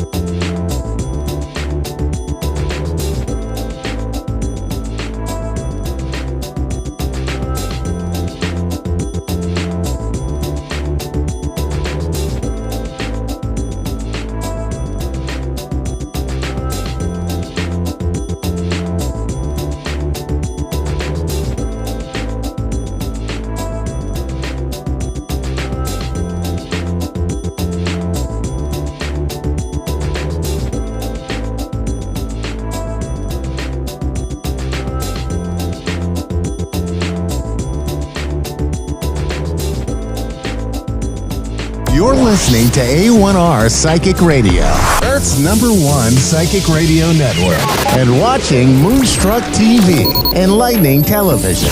Welcome. Time for Soulfully Guided with Carmel Ann. Live from soulfullyguided.com.au. Connect direct. In North America, dial 888-454-2751. In London, 20-3519-2158. In Sydney, dial 0 602-8488-3147. Or online, contact us through our Facebook page, facebook.com/psychic radio. Or one of our websites. Ask1radio.com or moonstruck.tv. This is Soulfully Guided on A1R, the Ask One Radio Network. So hi everyone and welcome to another week of Soulfully Guided. I am your host, Carmelan. Let me introduce myself if you've never watched before. So I'm a little bit rattled today, so please do excuse me. Not only has Thursday, well, Melbourne, Australia, Thursday, for anyone that's in the US or different time zone, is on a Wednesday. But I had a situation where a service that was meant to be offered to my child was not done. So I've been playing advocate for my child, and it really rattled me. And I realized something I emphasize on my readings is about, removing yourself from that people-pleasing place and then going on to setting boundaries. So huge test for me today. Excuse me. Now, I feel like I'm a news presenter today. I've got my notes. So what we're going to do today is we're going to talk about drug addiction. I'm not an expert. I do have an education in it, and I have personal experience. We're going to spend this show solely talking about substance abuse. However, because I've got so much to say about it, we're going to do a 3-part series. So the first one will be my introduction. We're going to, look, for anyone that is interested in looking at this further, I will not be using fancy words or technical jargon or, professional wording that we get lost in. But for anyone that does want to look up what I'm talking about and its reputable sources through reputable resources or references, I will be talking about the psychology and biopsychology of addiction. I'll be talking about the brain. Theories that I refer to are physical dependence theory and positive incentive theory. I'll be talking about, what else have we got here? I'll also be talking about, when we talk about the brain, if anyone's interested, it's probably mostly about the prefrontal cortex and dopamine. So that's sort of, if you want to get into more detail, we're not about that today. Today's focus and this 3-part series is about creating awareness. So today I'll be talking about emotional-based drug use and physical addiction, also about the brain and what happens to the brain the first time we take a substance. Next week, we'll be talking about extreme sort of natural occurrences or, disasters and life-endangering moments that can trick the brain out of addiction. I do not recommend to go and try to make those things happen. But we're also going to talk about not every day. We're going to talk about more realistic ways and sort of subtler ways to trick the brain out of addiction or to, try and combat it. The third session, we will be talking, have an opportunity for anyone to ask me questions from my experience, as an addict or what I've learned along the way. The questions can remain anonymous. If you would like to ask any questions that you'd like answered on the show in 2 weeks' time, reach out to my website, soulfullyguided.com.au, and you can find me anywhere to ask me those questions. Okay, so let's get started with substance abuse. So with the figures that are rising and how difficult life is, and,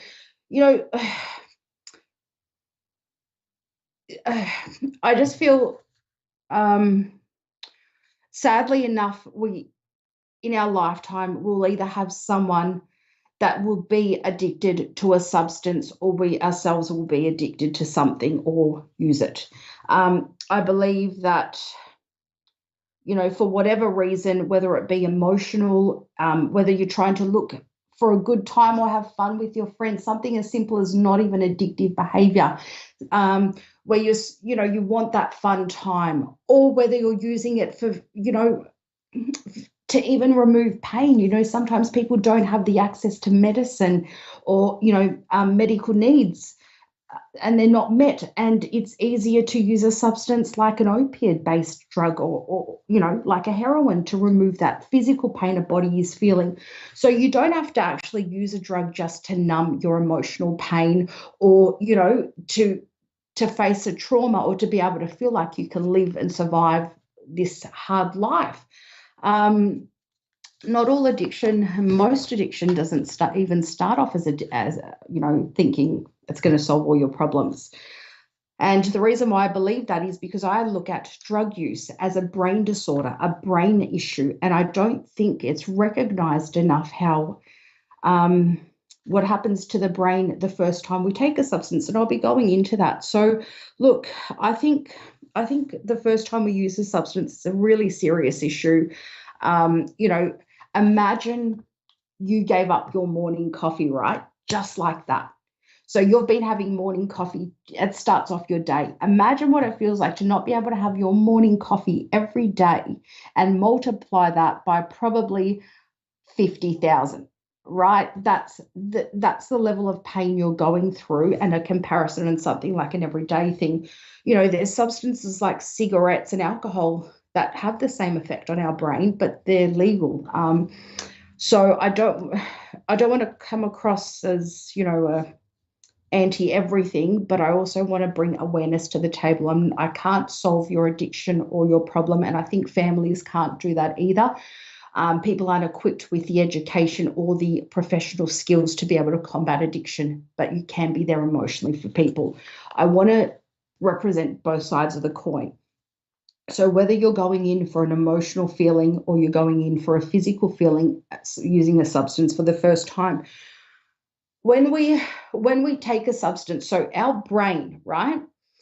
And I've got notes so I don't get carried away, but obviously I know it's in my knowledge what I'm saying. So the first time we take a substance that is foreign to our brain actually recognizes it and thinks, wow, I need this. I need this to be normal. This feels great. So that first time we go out with our friends when we legally can have a drink or go to a club or that sort of scene, or your first time where you had something really fun where you used a substance, your brain will always seek that first time, that first high, that first fun time, that first fun encounter. I don't know if some people had a really bad experience and turned them off, whether you think that was unlucky or lucky. But our brain is always searching for that. So I believe addiction starts first in the brain, because the first time you take that substance, your brain then recognizes this foreign thing and thinks, wow, I need this. I need this to be normal. This feels great. This is what normal feels like. And, where we look at Maslow's hierarchy of needs, right? Your brain will then, the same area that your brain needs to survive, having water, having food, having shelter. So this is what we're up against when we're drug addicts, right? We're fighting with our brain and our body and everything we've got. Even if we want to stop, sometimes we just can't, and not all of us get out of this battle alive. So your brain will tell you need this substance just as much as you need water, you need food, you need shelter, you need safety and security and a home. So it goes in as a survival, and your brain believes it needs it to survive. So addiction is very hard to tackle, and I really feel for anyone that is a substance abuser or their loved ones, because it's really, it's not an easy thing to go through, and it's soul crushing. I think, and I pressed on it. I just don't think we're equipped to actually combat an addiction if our loved one is addicted. We don't know how to be there emotionally for them and understand what they're going through. All we see is what the drug is, what they're doing as a result of the drug. It's so hard to comprehend what is happening to them and what is being taken from them from the drug. So I believe that we need to combat it in our brains first, in the way we think and the way our brain responds to the substance abuse. It's a very big challenge because we know so little about the brain in hindsight of its amazing capacity and capabilities. And so I believe drug addiction is initially a problem in the brain and the way that the brain responds to foreign substances.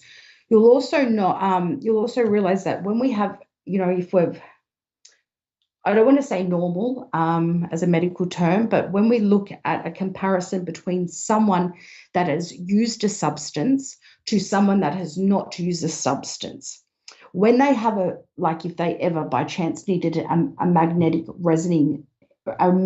resonance image, which is called an MRI. It's a type of medical procedure, and it's a color imaging type thing. And so it won't tell you exactly what drug or what's going on, but your color image will be different to that of someone that's never used a substance. So in closing up, if you are or have a loved one that is suffering from addiction, I really want you to find your tribe and your support group as an addict or as a loved one to an addict. Emotional and community and that feeling connected and that support and someone to hear you out. Please do not take the burden on yourself alone to combat someone's addiction for them. They need to do that themselves. And also, if you are using a substance, know that this is the battle of your life. Not only are you going to struggle stopping the substance, but then there's also learning to live beyond the substance. So you get used to not having a substance, and then you need to learn who you are, your personality, how to face life without that substance in it. It is an ongoing battle, not an impossible one, but please know you are not alone, and the challenge is it's a huge battle that starts not only in your behavior or what you're doing, but also in your brain. So please do ask for help if you do need it. That is this week's episode. Thank you for watching and listening. I hope I have brought awareness to you. Stay tuned for next week when we talk about how to trick the brain. Thank you, everyone. I really appreciate it.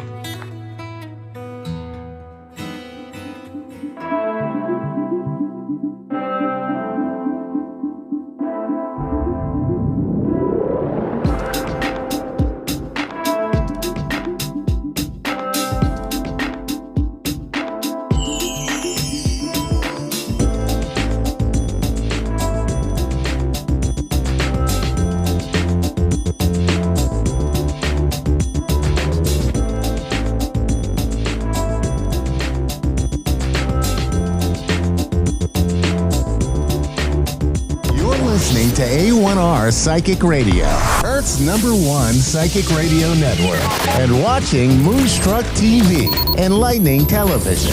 Welcome. And now, Reverend Elliot's Magical Window with Reverend Elliot. Live from magic-works.com. Connect direct. In North America, dial 888-454-2751. In London, 20-3519-2158. In Sydney, dial 02-8488-3147. Or online, contact us through our Facebook page, facebook.com/psychic radio. Or one of our websites, AskOneRadio.com or Moonstruck.tv. This is Reverend Elliot's Magical Window on A1R, the Ask One Radio Network. Greetings, fellow seekers of truth, wisdom, and light. This is Reverend Elliot, your friendly neighborhood esoteric practitioner, coming to you live from the city of New York, where we get together every Wednesday at 11 Eastern, 10 Central, 9 Mountain, and 8 Pacific to check over the tarot cards to see if how many of you people are hiding confidential documents. There, I said it. Yeah, okay. We're all under suspicion. So it could happen to anybody. I keep hearing that in the news. It could happen to anybody. Well, it never happened to me. I don't even know if I have a library book that's overdue. I just, I try to keep my nose clean, as they say. Anyway, the city of New York is getting back to normal. I mean, we have, so maybe I'm just a few blocks away from a hotel where a few international guests are refusing to leave. But that's, that kind of stuff is pretty normal for New York. The movies are back here. People are filming again. We hadn't had that for a couple of years, of course. I walked out of the building the other day, And as happens, if you ever run into me in the street, which is a distinct possibility if you visit New York, because I live in a tourist area, I live in a part of the city that people visit. You know, I'm just off Times Square. I have around my neck, I have a little teeny tiny little retro camera that I carry around with me, and I use it to, oddly enough, take pictures, which is what they're for. And I always get the same questions about that camera, which is, does it work? You know, things like that. People say it's a spy camera. That's a great spy camera you got there, mister. And I say, well, if it really was a good spy camera, you wouldn't have noticed it. I used to have a camera in my wristwatch. See, now that was a spy camera. I don't no comment beyond that. But yes, I used to have it still pictures and video and audio, did the whole thing. It was beautiful, a little spy camera. So I get that camera gets me into more conversations. One time, a city bus driver, pulled up on 7th Avenue and honked the horn and yelled at me, come over here. And I didn't know. Was he recruiting?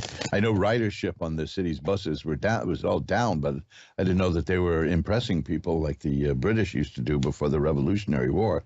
But he saw the camera around my neck and wanted to talk to me about it. So I spoke to him. And nobody on the bus seemed to mind. I guess nobody was in much of a hurry. I think since we shut down everything, people haven't been in as much of a hurry here. I think they learned that they can get by without doing things constantly. This used to be a very rushed city. I mean, always hurrying. I once got knocked down to the ground by Mayor Giuliani's police detail because I was in the way when they needed to go into somewhere, and they just shoved me out of the way and knocked me down. Another time I was knocked down on 5th Avenue by police because they were running after a guy with a gun. And in that case, I stayed down. Let me tell you, there's times in life to stand up and be indignant. But when there's people running around with guns, that's not the time. That's when you start making yourself a teeny target. You want to make yourself smaller. But I've never seen anybody shot in New York, have I?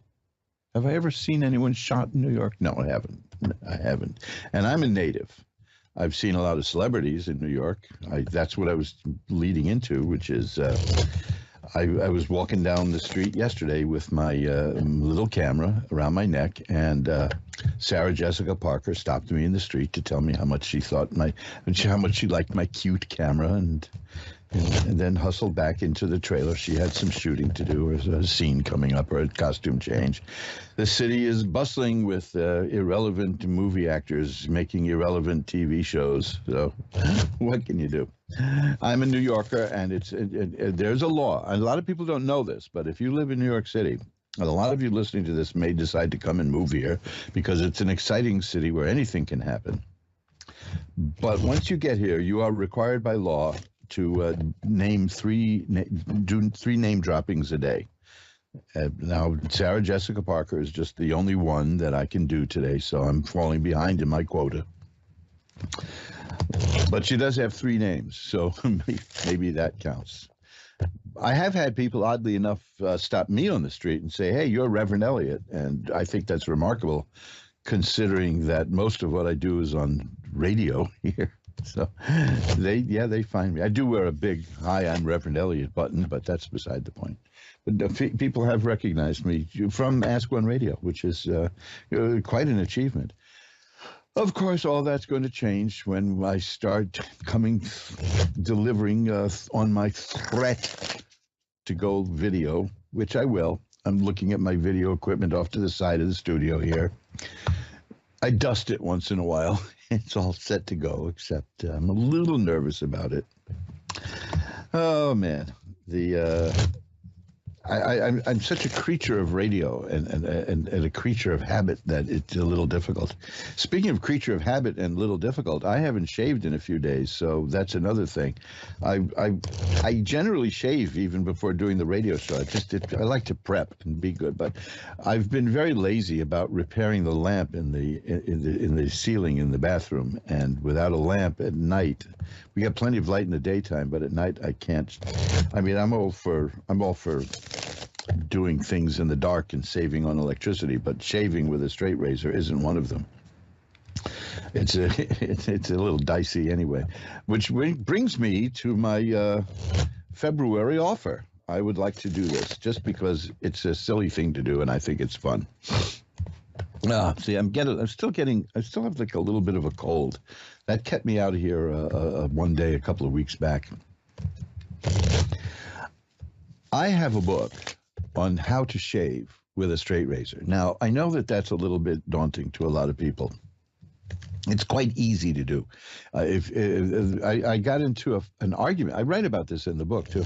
I got into an argument with a guy online who said that he had tried shaving with a straight razor and he kept cutting his face to ribbons. And I was stupid enough to say, well, you weren't doing it right then. Well, because obviously men have been shaving with a straight razor for centuries. And if you cut yourself to ribbons every time you do it, you're doing something wrong. You're not doing it properly. But apparently that goes on the list of things you can't say to people, like you don't have a sense of humor and you can't drive. Those are, you should say that to people. And those are surefire fight starters.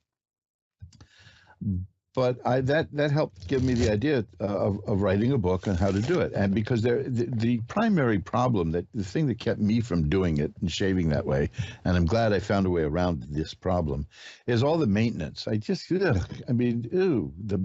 have to do all kinds of maintenance on the razor. You have to oil it. You have to strop it. You have to hone it. You have to do. People send their blades off the straight razor. They send them off to a factory 2 times a year to get resharpened, and that's just too much work. To me, that's just unnecessary.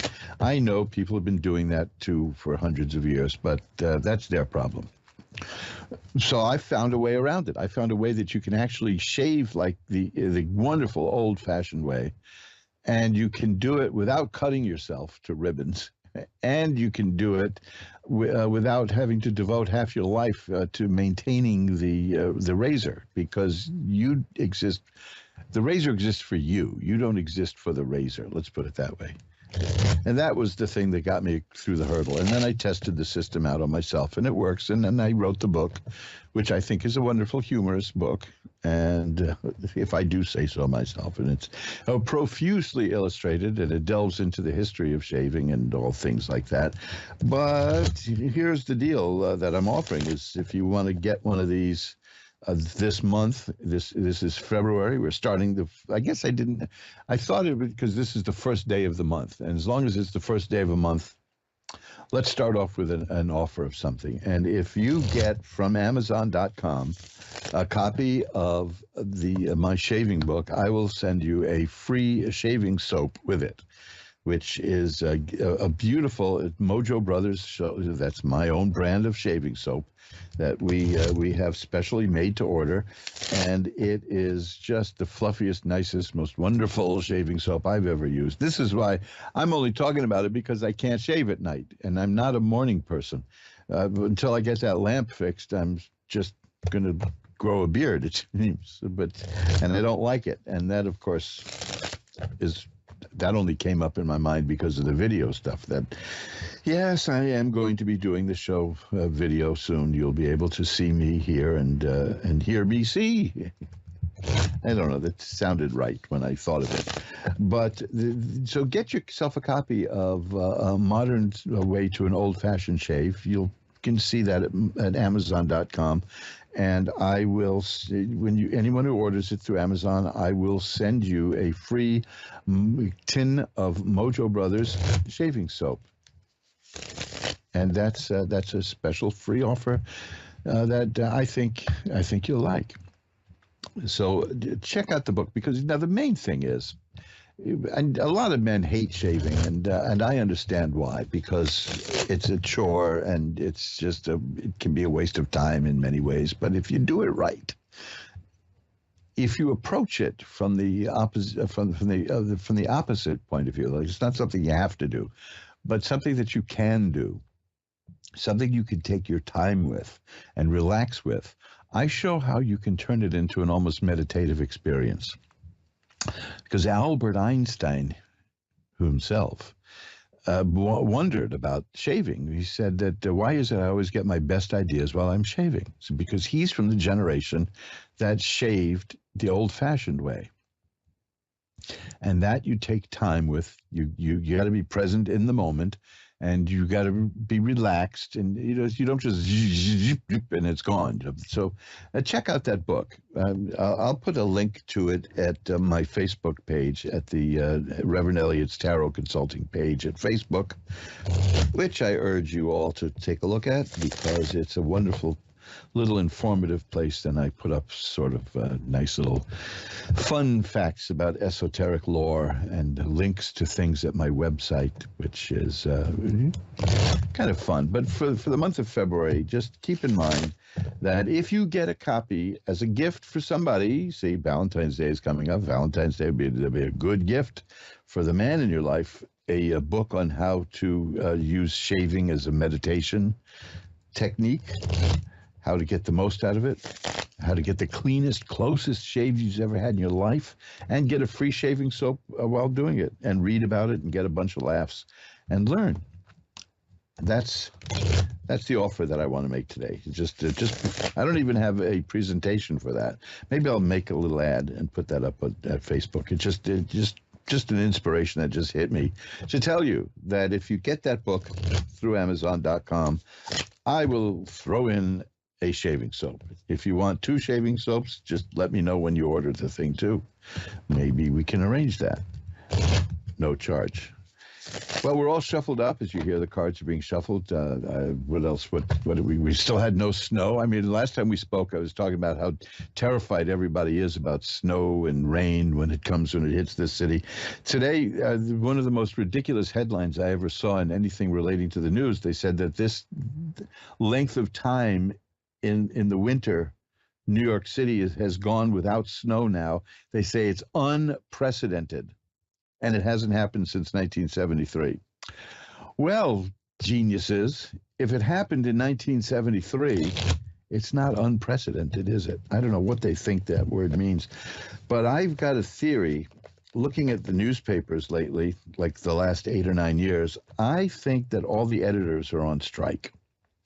I think I'll head over to the Daily News or to the New York Post building, and maybe the New York Times, definitely, and just see if anybody is walking a picket line there, and has been for 10 years. Because I'm sure, it seems to me that the editors are on strike because the sentences don't make sense anymore. It's unprecedented, and it hasn't happened since 1973. I feel like Oliver Hardy now. Well, we're all shuffled up. Why don't we do this? Why don't we get to the tarot readings now?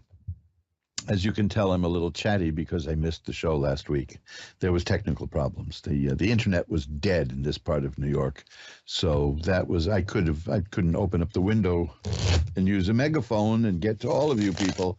I just use a microphone. So let's ring a bell 3 times to declare sacred space, which means no more babbling, and take a look at what's in the cards. Nice quiet 3 bells today.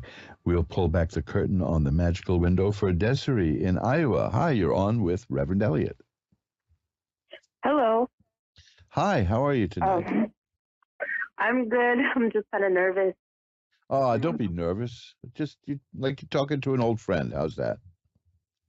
Okay. Well, now you're going to get me nervous. I'm sorry. Do you laugh? I've been trying to get a hold of you guys for like a couple of weeks. Are you one of the people who laughs when you're nervous? Yeah. Well, that's it. Yeah, because I've had experience as a comedian, and just laughing around me is just going to I'll never let you off the phone if you laugh at everything. You're doomed. You'll be talking to me forever.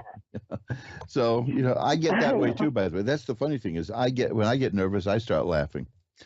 We would be fun in a plane crash, wouldn't we? Yeah. Yeah, actually, probably. So what can I look at for you I tonight? believe it. I really wanted to look into my love life. Okay. It's just I want to know like which way to go, what to do. Like I'm just really confused. Okay, let me tell you something. I've got some interesting stuff here. The first card I have is the Ten of Cups, and cups are about romance and emotional things. So that's good. The cards are listening to you. The Ten of Cups is the happiest card around. It's about perfected happiness and joy and love and family. So what the cards are saying right off the bat is don't worry about it. No matter how difficult it may seem, you're going to be all right. The Hermit is here. The Hermit shows that the Hermit means you're going to be taking advice. You're going to meet somebody who's going to give you some good advice and help you out. That could be me for all I know, but it's probably somebody closer to you in your life. The Three of Rods tells me that you're going to get what you want, but it's going to take a little bit of time. The threes are about waiting for something to develop. But I have a card here that I'm concerned about. Have you been in a relationship recently that didn't work out? Yeah, actually, he's currently in jail right now, and we're just like on the fence. Well, because I've got a card here that shows that somebody is not being honest with you about certain things, whatever, that we could go into if you want, but it's just there's somebody in the background, somebody is messing around and maybe gossiping and saying things about you. Do you have the feeling that that's what's going on? Yeah, a lot of the time, like through our relationship, it's always been like third parties that, like when it's just us, we're just fine, we're great, it's like magical.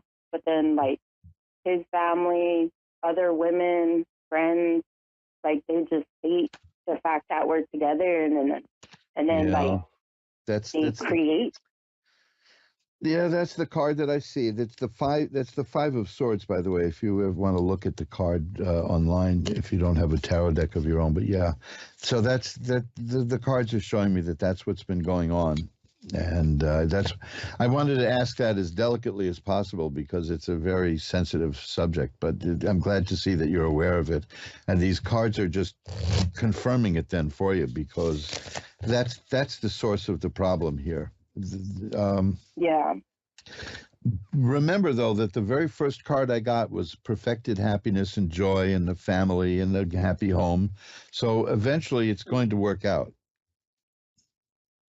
Okay, you'll be fine. In Is fact, it there's with another. this one person? Is it with the same person? Because I don't know if I should wait for him.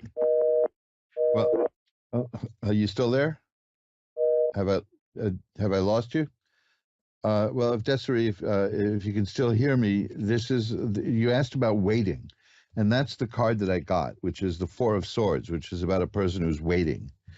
So it's hard to say, because I do see either a new relationship coming your way or this relationship reaching a new level. I don't have the ability to explore that at the moment.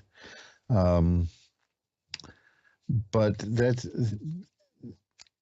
what I'm seeing, is that this is going to be a period of timeout. This is going to be easy. I've got that card again. There are still people working against you. There are still people talking about you too, not just you alone, but the both of you. And I've got the Seven of Swords, which is also about somebody who's sneaking around in the background and doing things. There's really a lot of negative stuff happening around you and this relationship that's coming from other people, not from you two. So that has to be dealt with, and before anything else can move forward. That's the most I can see at this point. I'm sorry that you got cut off, but that's as far as I can go at the moment. Let me just see. again, I've got cards that show that things are going to be okay for you, but it's going to take time, and it's going to take work. Things like the Six of Swords, that's about a person who gets from where they are to where they want to be through their own efforts. So keep that in mind, because it's right now, because you get the 5 and the 7 here that I pointed out, those sword cards, you're facing you're facing trouble from a lot of people around you. So if you're still listening to this, if you can hear me, if you listen to the show in the archives, drop me a line. My email is asktaro@earthlink.net, and I can pull a few more cards for you to make up for the connection that went south. Jody in Mesquite, Nevada is next. Hi, you're on with Reverend Elliott. Hi, thanks for having me on. Well, that's what I'm here for. What can I look at for you tonight? Basically just anything to see if hopefully things are going to get better. Things have just been really rough the last year or so. Okay, well, first of all, you got the single most positive card in the deck just showed up. So that's good. Oh, wow. Might not even have to read beyond that, but I will. It's the Fool card. Now, that doesn't mean you're a fool. The Fool is the card. The gypsies refer to the card, and the person who gets that card is the beloved of God. There's divine protection, that things will work out. I'm getting cards of contradictory cards here. This is very interesting, because I'm getting cards like here, the Six of Swords, that's a card of forward motion. The Four of Swords, that's a card of just staying put. The Death card is a card of a new phase in your life beginning, and the Two of Swords is about nothing much happening. It's about stagnation. You see, I'm getting great conflict here. Mm-hmm. That makes sense. The Wheel of Fortune is here. That refers to change in your life coming. And the next card is the World, which is a card of great joy and happiness and success. But right now, it seems to me that you're kind of in a roller coaster thing, getting shuffled back and forth and back and forth. You know, things look good one day and then bad. If you get the feeling that that's what's going on, that's what the cards say is going on. Yeah. You know, so. Oh yeah, definitely. Don't question your sanity in that sense, because what I'm seeing here is it's not you. You're getting really positive cards here. The Sun, the World. This is all after the Wheel of Fortune that says this up and down situation is going to change. Probably because you're entering a new phase in your life, and that change is difficult. It's going to be a positive change in your life, but it's still change, and that's very difficult to deal with for most of us. And I'm saying us for a reason, because I'm not too big on change either. This is one of the reasons. I mean, I knew a guy who couldn't understand why couples that apparently hated each other stay together for years, until it finally dawned on him that people would rather be miserable than be lonely. Yep. Because loneliness is a change that a lot of people can't handle. But what I'm seeing, with you is that the change is coming, and it's going to be very good for you. The change revolves around something sad that happened to you not long ago. That may have been the trigger for something changing. A relationship not going well. You don't have to go into any details if you don't want to, but what I'm saying is that when this up and down transition period ends, you've got nothing but really high quality positive cards here, and your life is about to change for the better, which is it doesn't mean it's going to be easy. It doesn't mean you're going to like it while it's happening, but it's going to be good. It'll end up being for the best.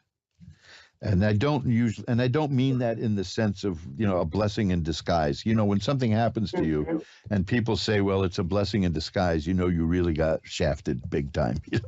But it's not. No, this is no blessing in disguise. You're entering a period of life where everything is going to be really good. It's just that getting there involves so many changes and so many ups and downs that it feels difficult. But there's still some sorrow attached to something that happened to you not long ago. There was a relationship that didn't work out, something along those lines? I'm not sure if it's either a year and a half ago I had a stroke and found a brain tumor, and that's when things went bad with my husband. Or I lost my cousin who is very close to me. Well, there's great sadness that something very upsetting and sad happened, and you're dealing with that, and that's why you have these up and down emotions. But you're going to come through it okay. That's the way I see it. Yeah, I'm still in this I keep saying ex-husband, because we've been separated over a year, but he still keeps coming back like we're married, but we're not. I mean, we are, but it's just really messed up. I've been there myself. I know exactly what you're talking about. I had a marriage that didn't work out at all. That's to say the least. But she kept wanting to get something going again, and it's very confusing and very painful. But that's gone. That's over with as far as it has been for years. I did meet someone else, and we've been together for about 40 years now. So, it's a long time. So it's not the end, and you're younger than I am. That's for sure. I can tell you that. But because most people I meet are younger than most people I meet are younger than I am. I don't know. So but you'll it makes sense what you were saying, the roller coaster, and yes, it all makes sense to me. Well, when this happens in our lives, we start thinking, is it me? Is this just me? Is there something wrong with me? Because one minute you're up and the next minute. But you see, the cards are, this is what the cards are showing, complete contradictions, that up and down thing. So, yeah, it's confirmation in the cards of what's happening in your life, and it's not that it's not you in that sense. I mean, obviously it is. It's manifesting in your life because that's what's going on in your life now, but it's real. It's not one of these imagined things. So just again, what I'm seeing is the key to this whole thing is the 3 of Swords and the 9 of Swords, which are cards of sadness and an affair of the heart, kind of wrong. I mean, the 3 of Swords, it's about internal conflict. If somebody asked me about the state of a nation, and they got that card, it would indicate civil war. So it's that deep. Okay. So that's the thing, is that it's really reverberating throughout what you're involved with now. That combined with your own medical situation, it's very, I've been dealing with medical stuff for several years now, and I understand what that's like. A lot of people don't. They think it's not like just getting a cold and getting better. Some illnesses reverberate and they stay with us because they change us. They change us a lot. Here, I got the Fool card again. See, that's saying you'll be okay. You'll be fine. Okay. So, well, it makes so much sense, and I really appreciate it. Well, great. I'm glad it helped out. What I'll do is after the show, I will light a white candle to send some positive energy your way. But please know that it's being sorted out. You're working it out. You're going to get through this. It's just that this is not. It's painful, So you'll but it's not something you're imagining. Let's put it that way. That's what's worth knowing, I think. Okay. Yes, for sure. Thank you so much. My pleasure. Bye-bye. Bye-bye. Oh boy, and that's some heavy duty stuff. And when things go bad in a relationship and one party doesn't quite accept it, it's pretty strange. But that's because there's always an emotional tug. There's always something there that's going on, and I'm here to tell you that these things do work themselves out. People move on, people change, and like I said, we find where we're supposed to be. And this is the kind of stuff I like reading tarot cards for, because it looks at the aura around a situation. It's not like the usual stuff they show in movies where somebody goes to get a reading and the gypsy gasps, and then next thing you know, a piano falls out the window on them or something silly. These are very profound issues, and you can do a tarot reading for an hour on one subject and really tear into it and go into it. I do that all the time with people. And I don't know if I should I mention this? Yeah, I will. I've got a new kind of tarot reading. I guess I'm an innovator in that sense, because that just means I'm a pain in the neck, is what it really means. It means I don't leave well enough alone. So I spoke to you about trying to upgrade the shaving experience by making the old-fashioned shave more accessible without all that silly taking care of the tools like you're a surgeon. But I'll be announcing this soon, and I will be doing a special thing about it here on Ask One Radio. I'm going to be doing a different kind of a tarot reading. It's going to be pretty damn expensive. I could warn you in advance. But we will tackle everything in that reading. Everything. It's not just cards. It's got other aspects to it, and you'll get your money's worth. That's for sure. But it's going to be a very special kind of a reading, and it's just for a few people. And it's not something everybody should do, but just for a few people. And you'll know if it's right for you. It's not the kind of thing, because it's expensive. I'm not going to try to shove it at anybody, but you'll see. It's going to be an interesting experience for both of us. Because, see, the main thing is, it's not about just me telling you what I see in the cards. We work through these things together. And when this reading experience that I'm developing now, you will be different and I will be different when it's over. This is something we will do together. It's not something I do for you. It's not something I do instead of you doing it. It's something we will be doing together, and it will take a day at least. Probably, I'm thinking about 2 or 3 days worth of reading. It's an intensive thing. But more on that as it develops. Wendy in Brandon, Mississippi is next. Hi, Wendy. You're on with Reverend Elliot. Hi, how are you doing? I'm doing well. How are you tonight? I'm pretty good. Well, maybe we can make that better. What can I look at for you?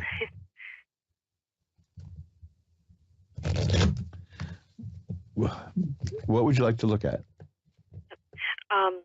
My future, if you could. I've been kind of, I don't know, okay, stuck, I guess, ever since my children's father passed away about a year ago. Well, the first card I have is the Ten of Swords. And that is an interesting card, especially if you ask about the future, because that is about the past in a sense, because what it means is a lot of bad things have happened and they're over now. The bad stuff is over. It's a nasty looking card. Shows a person lying face down in the mud, beaten up, bloody, swords sticking in her back, but it doesn't mean you're dead. It just means that life threw a lot at you and you're still here. And you're going to get up, and you're going to be okay. So that's worth knowing. In fact, the next card is the Wheel of Fortune, which tells me that this situation is going to change, and that's good. That reinforces the Ten of Swords, because the Ten of Swords is about the troubles are over.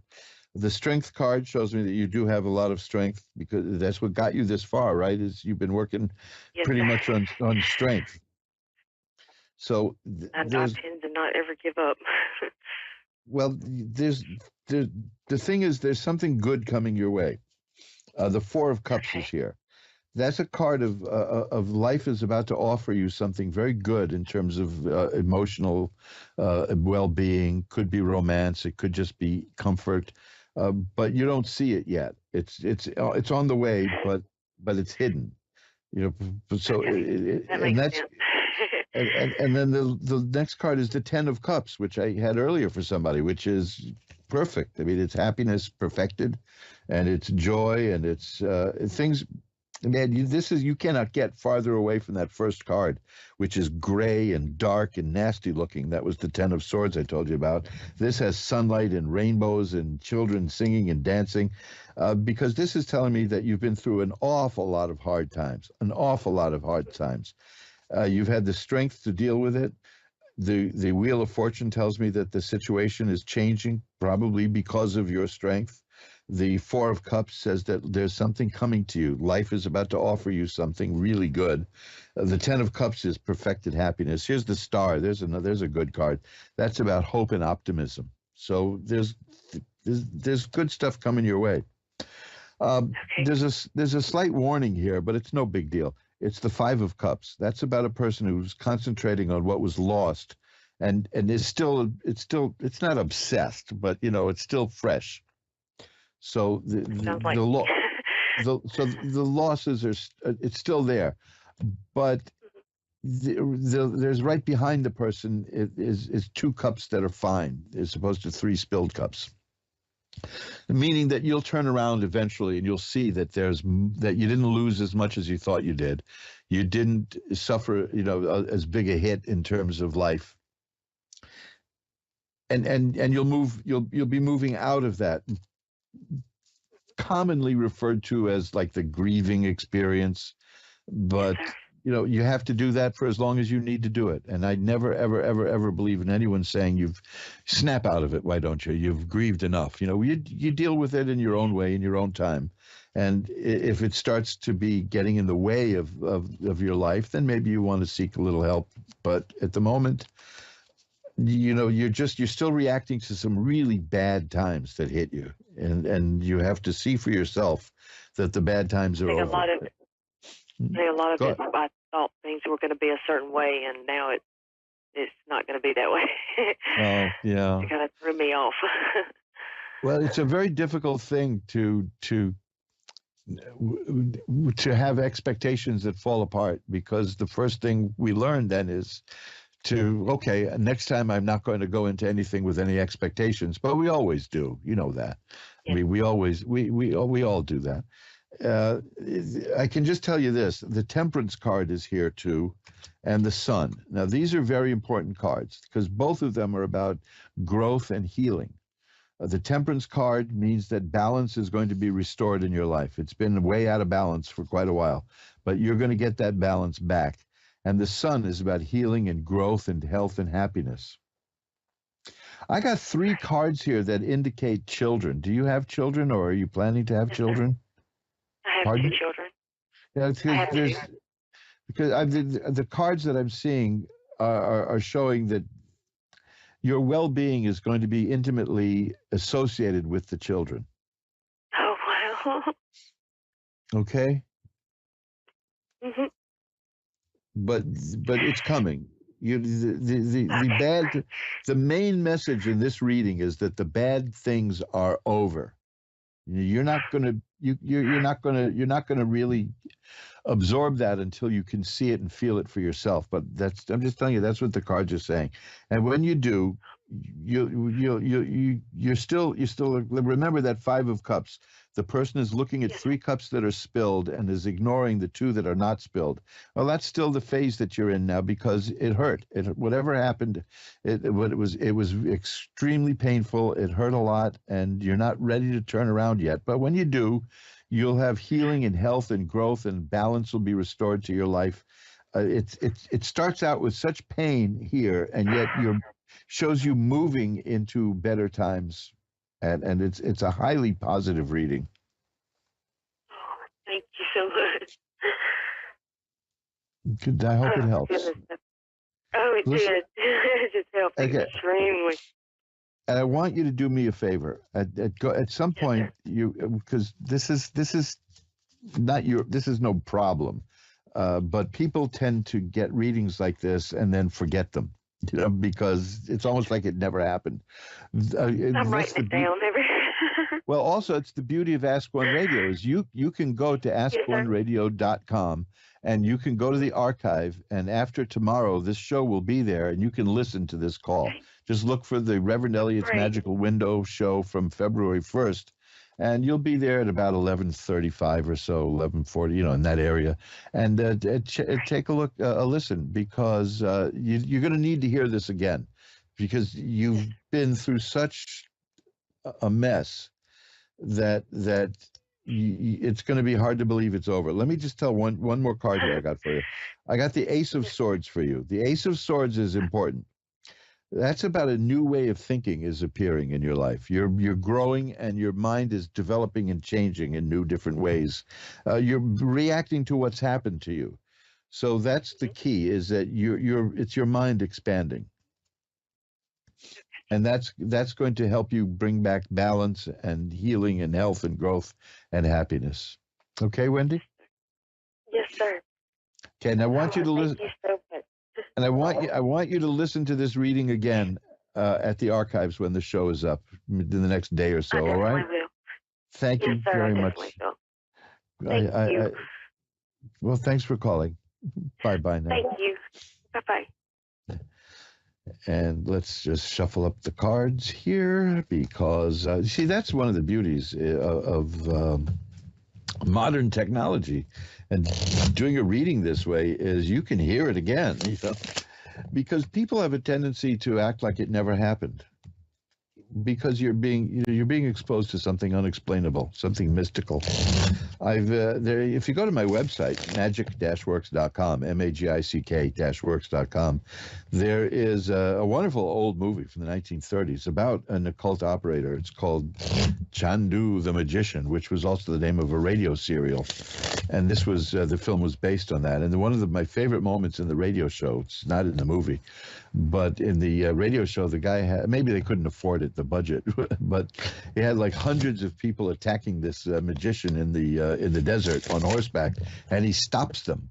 He stops them cold with an incantation, and has one come over, and he tells him everything that he wants from him after stopping the attack. And the guy swears to be his servant forever. But the magician knows that by the next day, the man's going to act like this never happened. He's going to convince himself it never happened. And that happens a great deal, that people will get a reading. It's so out of the ordinary. Most people don't get tarot readings, let's face it. And it's just so out of the ordinary. And they'll hear things and they'll understand them. But within a day or so, a lot of people will convince themselves that it never happened, that it was just a bunch of cards and it was a coincidence. So that's why it's good now you can hear it. And if you do a reading with me off the air, if you want to get a reading with me, and you can read all about how to do that at magic-works.com, magic-works.com. We can do that. We do that through Skype, and you can hit the record button, and then you'll have a copy of the reading to listen to at any time. So that's good. I like that about the technology. Chris in Englewood, Florida is next. Hi, you're on with Reverend Elliot. Hi, how are you? I'm doing well. How are you tonight? I'm very good. Beautiful. I'm very excited. What can I look at for you tonight?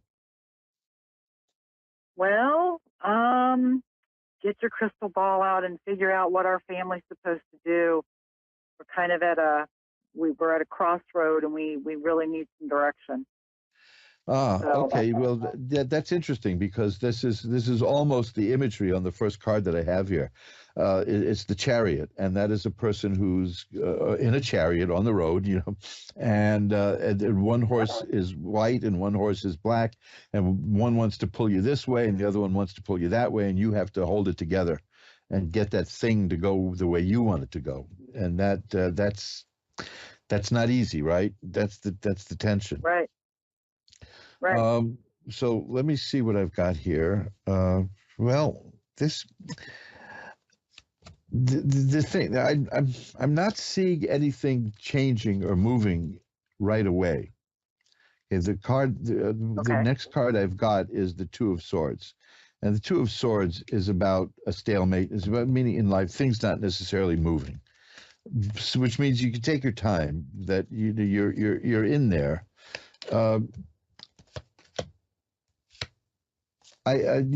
See, I'm getting these cards like feeling stuck, which is the Eight of Swords. You don't know which way to go. You don't know what to do. But I also have, and this is going to, I hope this doesn't sound like a cop-out, but I have the Fool. I had that earlier in the first reading. The Fool is the beloved of God. The Fool is the card where everything you do is going to be fine, that you have divine protection, that you have angelic protection. So, you're good. You're going to be okay. I see a new. And you know what's so funny is I understand that. It's just being able to put it into a perspective for others to understand. Well, that's and being able to be able to not feel, to allow. We've had this vision and what we've worked with really manifesting through the universe for things to happen, and we really are at a stalemate. Truly is exactly what we said today. Well, that's the card. Yeah, those are the cards I've got here.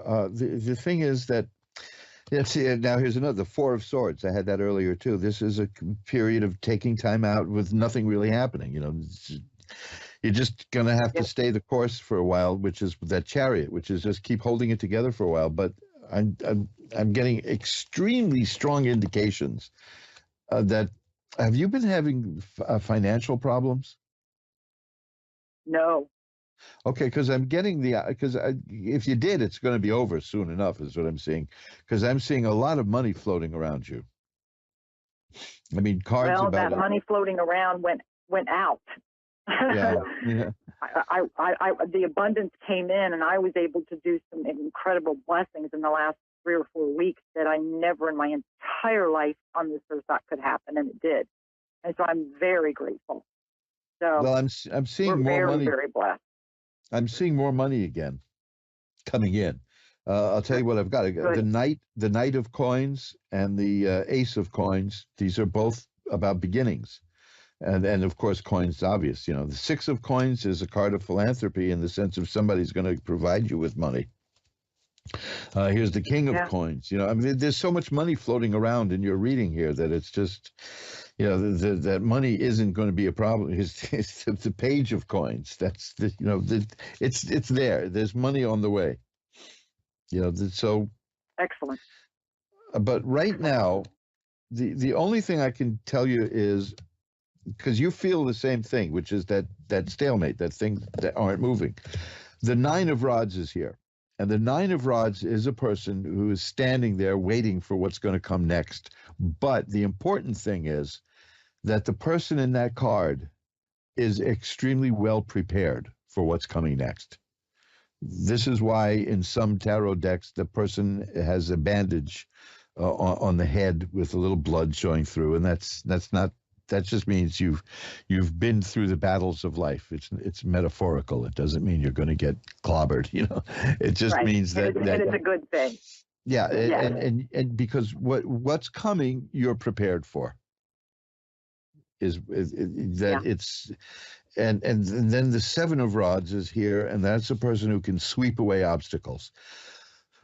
Here's another, the Eight of Rods. That means whatever's going to happen it's on the way. It's coming soon, but it's going to work out okay.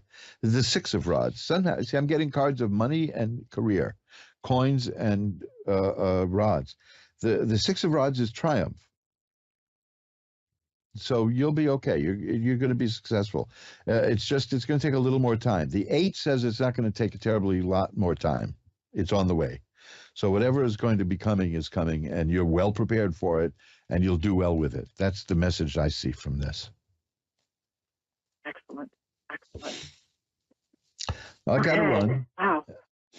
Thank you. I heard what you said to her previously. I'll go and listen to the repeat. Thank you so much. Blessings to you. I so appreciate it.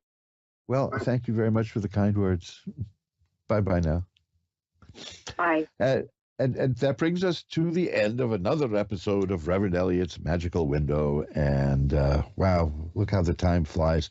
If you didn't get through and you wanted to get through, you can reach me off the air at asktarot@earthlink.net.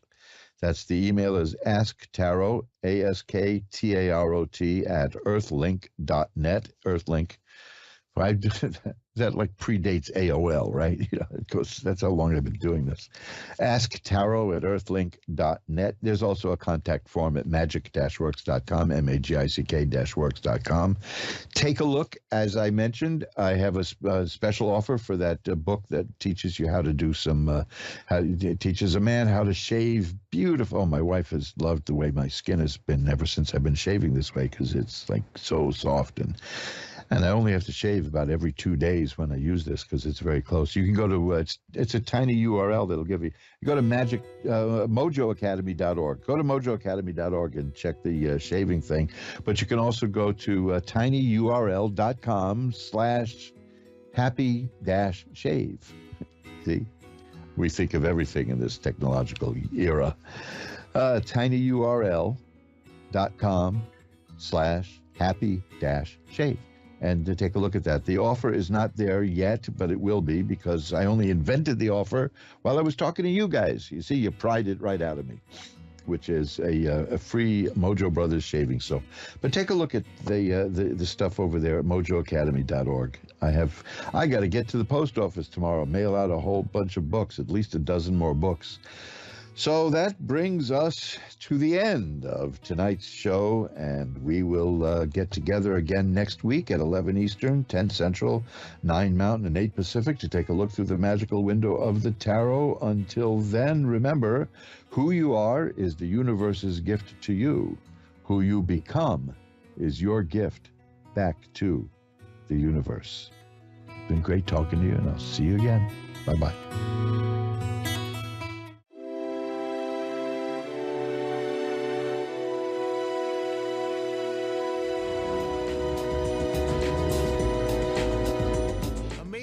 Accurate, clear answers to any question. You'll love Suzanne Marie readings. Clairvoyant reader and spiritual light transmedium. Tarot is used for spirit confirmation. She's been a spiritual reader for 30 years and would love to be able to bring accurate, clear, visionary readings for those who seek answers. Available online and phone. Call 320-455-2303 or email readingsbysuzanne@gmail.com. Suzanne Marie. Check her event page for specials. A1R Psychic Radio is pleased to announce that John Capello has joined us. John Capello and the Psychic Side, live from johncapello.com. Hi, I'm psychic medium John Capello, and I want to invite you to go to my website at johncapello.com and learn more about my work.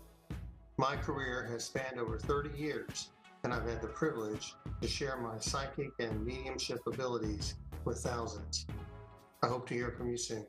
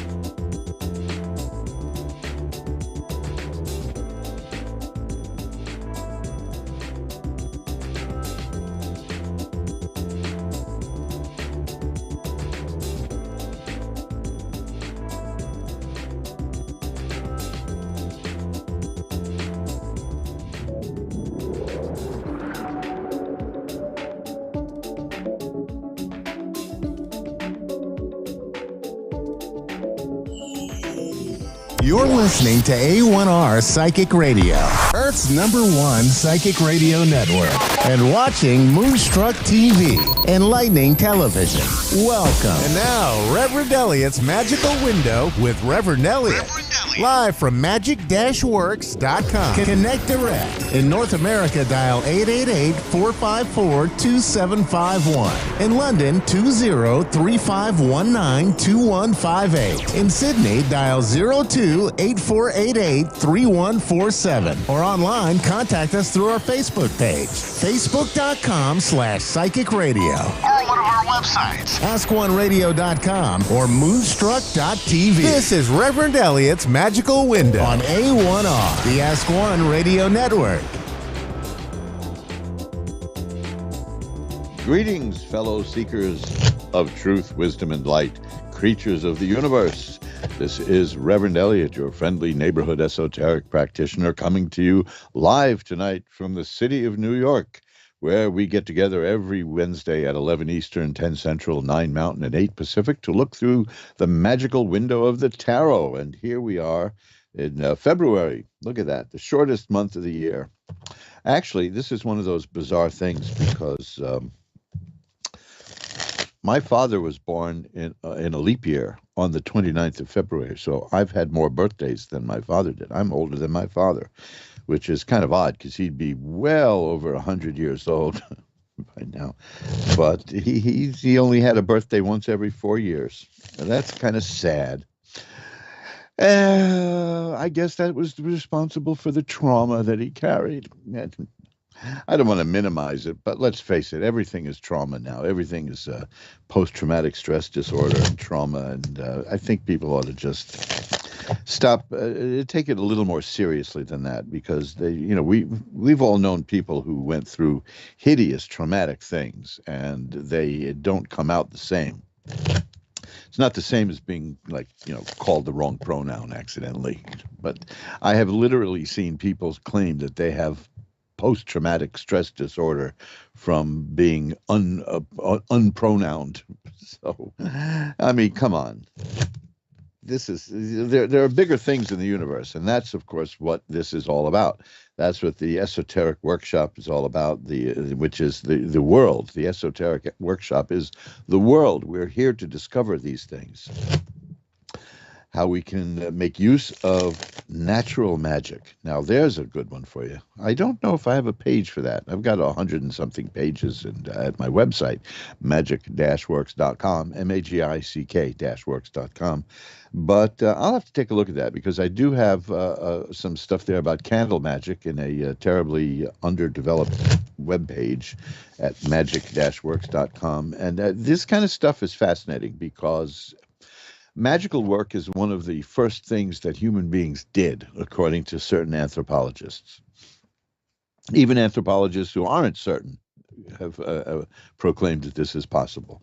The idea that, for instance, where'd the moon go? One day it's there, and then it shrinks and it shrinks and it shrinks, and it's gone, and then it comes back gradually. That's the cycles of the moon. So we have old religions have new moon rituals. You'll find that the ancient Hebrews, even before they became Jews, when they were Hebrews, and that is, now there's a subtle distinction, but it's a fact. That they still celebrate in some sects the Little Day of Atonement, it's called, and that is Yom Kippur Katan, which comes before the new moon. The new moon, of course, I see so many things in media and news just ruin it. They'll say things like, "Oh no, there was a new moon tonight, so it was bright out." Well, no, the new moon you don't see. The new moon is the one that doesn't exist. Now, I'm going to tell you why I'm bringing this up. Not just because I'm rambling, although I'm pretty good at that, which is to distinguish rambling from conversing, by the way. It's a form of magic, of cleansing magic, and it's probably one of the first that human beings observed, because they observed the tides of the moon. If there are things in your life that you're not happy with, if there are things in your life that you want to get rid of, if there are aspects of your life or of yourself that you would rather minimize, you do it with the moon. You can look at the moon, and when the moon is full, think about those things that you don't like. Think about those things that you want to have go away. Watch the moon for the next couple of weeks every day. Well, every night. Every night. Because I'm just laughing because I saw a thing in the newspaper, some pseudo celebrity, one of these people who we're told is famous, therefore she's famous. It went public by saying that when she was little, she thought that the moon and the sun were the same thing. It just got dimmer at night. Boy, we talk about an ice age then. Well, when you see the moon will start to crescent out. Now, I'm not going to say if it comes from the left or the right, because and this has got nothing to do with politics.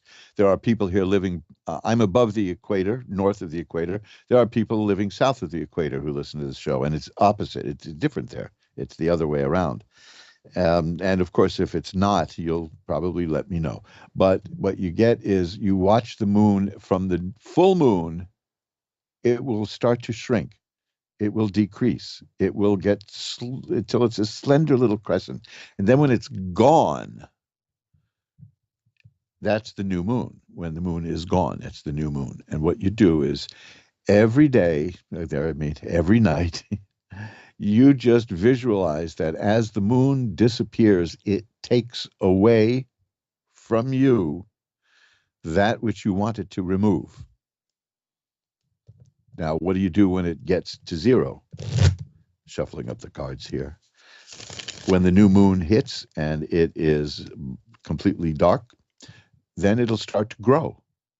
And it will grow every night until you get to the full moon again. At that point, while the moon is growing, imagine the things in your life that you want growing to become more abundant and grow. And keep that in your mind. This is the essence of magical work, because it's in the mind. You see, that doesn't mean it's imaginary. Lon Milo Duquette, the great occultist and all-around great musician, and a hilariously funny person, was once confronted by somebody who said to him, "Isn't all this magical stuff in your head?" And he said, "Yes, it is. The thing is, you just don't know how big your head is." You see, that's profound. Please meditate upon that. But after the show, I want you to listen to the show first. Everything we perceive through our central nervous system, through our brain. We're not actually seeing anything. We're perceiving and interpreting the light that bounces off of it. So we don't really know what these things look like. We all agree upon what they look like. But I remember my parents were so confused. I couldn't have been more than 5 years old, because I said, like, here's the thing. I've got a piece of paper that's green, and I say it's green, and they say it's green. But I kept asking them, how do I know that what you say is green looks like what I say is green? This is kind of an advanced philosophical thing for a 4-year-old. But from what I've heard from people who have children, 4-year-olds do tend to drive you nuts. And that's probably part of it. But I still don't know to this day if what I look at and say is green is what you see as green. All you know is that we both, and I know, is that we both agree to call whatever that is green. It may look different to you. So there you go. I mean, it's about perception. And what you want to do is to train your perception. I went through some very difficult times, which I'm not going to go into now, because you can read Charles Dickens and get a pretty good idea of what my childhood was like. But one of the things that got me through those times were mental exercises that I still use, that I didn't know were meditations. How I knew to do this stuff is beyond me, such as imagining something else and putting myself elsewhere. I talk about this. About a year and a half ago, I had to go in for an MRI or a CAT scan. One of those, not an MRI. Was it an MRI? Yeah, the noisy one. You know, the one that has the machines banging and pounding and making all that noise. And I pretty much, I fell asleep during it. And when I came out, the technician said, "How did you do that? How did you fall asleep with all that noise?" I said, "Well, I just pictured myself under a big tree, and there was a really loud woodpecker up there banging away and making all that noise." And her face lit up, and she said, "You know how to meditate." I said, "There you go." Now, of course, as always happens with cases like that, when I do something that astounds the medical community, they want to talk to me about that, and they want to write about it, and I never hear from them again. I just never, ever hear from them again. I wrote about this. It may be at my website. I'm pretty sure it's in. I don't know if it's in one of the books I've got, and I'm not gonna run down the list to promote the books. I'm gonna promote one book later, but I did something during a medical procedure, and the doctors were amazed. The two doctors. Now we hear that word amazed a lot these days, but they were. I'm not going to say they were stunned, because I was stunned one time. I was stunned. Something did stun me. A guy punched me in the face while I was standing right in front of a cinder block wall. Trust me, I was stunned. But to be fair, I hit him first. And then I learned one of life's lessons, which is don't hit somebody when you're standing by a cinder block wall, because when they hit you back, you're going to start bouncing. So in 20 years of doing this particular medical procedure, which involved putting a thing up my arm and into my heart, that's a long story, but I said, "I'll go to sleep if it, look, she said it's going to be very uncomfortable, blah, blah, blah. I said, "Would it help you if I go to sleep?" And they laugh at me. "Yeah, been doing this 20 years. Nobody ever fell asleep." And so then next thing you know, I'm waking up and she's saying, "How'd you do that? How did you do that?" And I explained it to her, and I explained that I write the technique. Now, I don't mean this as a plug, but it's going to sound like one, in my book called Bending Spoons with Your Mind and Other Mysteries of Mind Power. Now, bending spoons is not, we don't do that because we like to destroy property. It's a matter of exercising the mind. And yes, it can be done. And yes, it can be faked. And yes, there are people who fake it, but I'm not one of them. And you won't be either if you get that book and follow that technique. It is doable. If you just go to mojoacademy.org and look for Bending Spoons and Other Mysteries of Mind Power, I think that's sort of the name, but you'll see. Take a look at the cover of that book, because on the cover is the very first spoon I ever bent. I took a nice picture of that. And I mean, I bent it just by slightly touching it, just a slight touch. It just curled up. So she was fascinated, this doctor, because I fell asleep during this bizarre, lengthy, and annoying procedure, as they call it. And she wanted to talk to me about it, because as a doctor, she wanted to broaden her horizons, and I knew I'd never hear from her again. And I never did, because I'm sure that by the next day, she convinced herself that it never even happened. She had a 20-year record of everybody being hideously uncomfortable while she does this procedure. And here I just fell asleep, and I explained to her how I did it, and then she never spoke to me again. So, it's like a psychic one-night stand, I suppose. But that's the way it goes. I think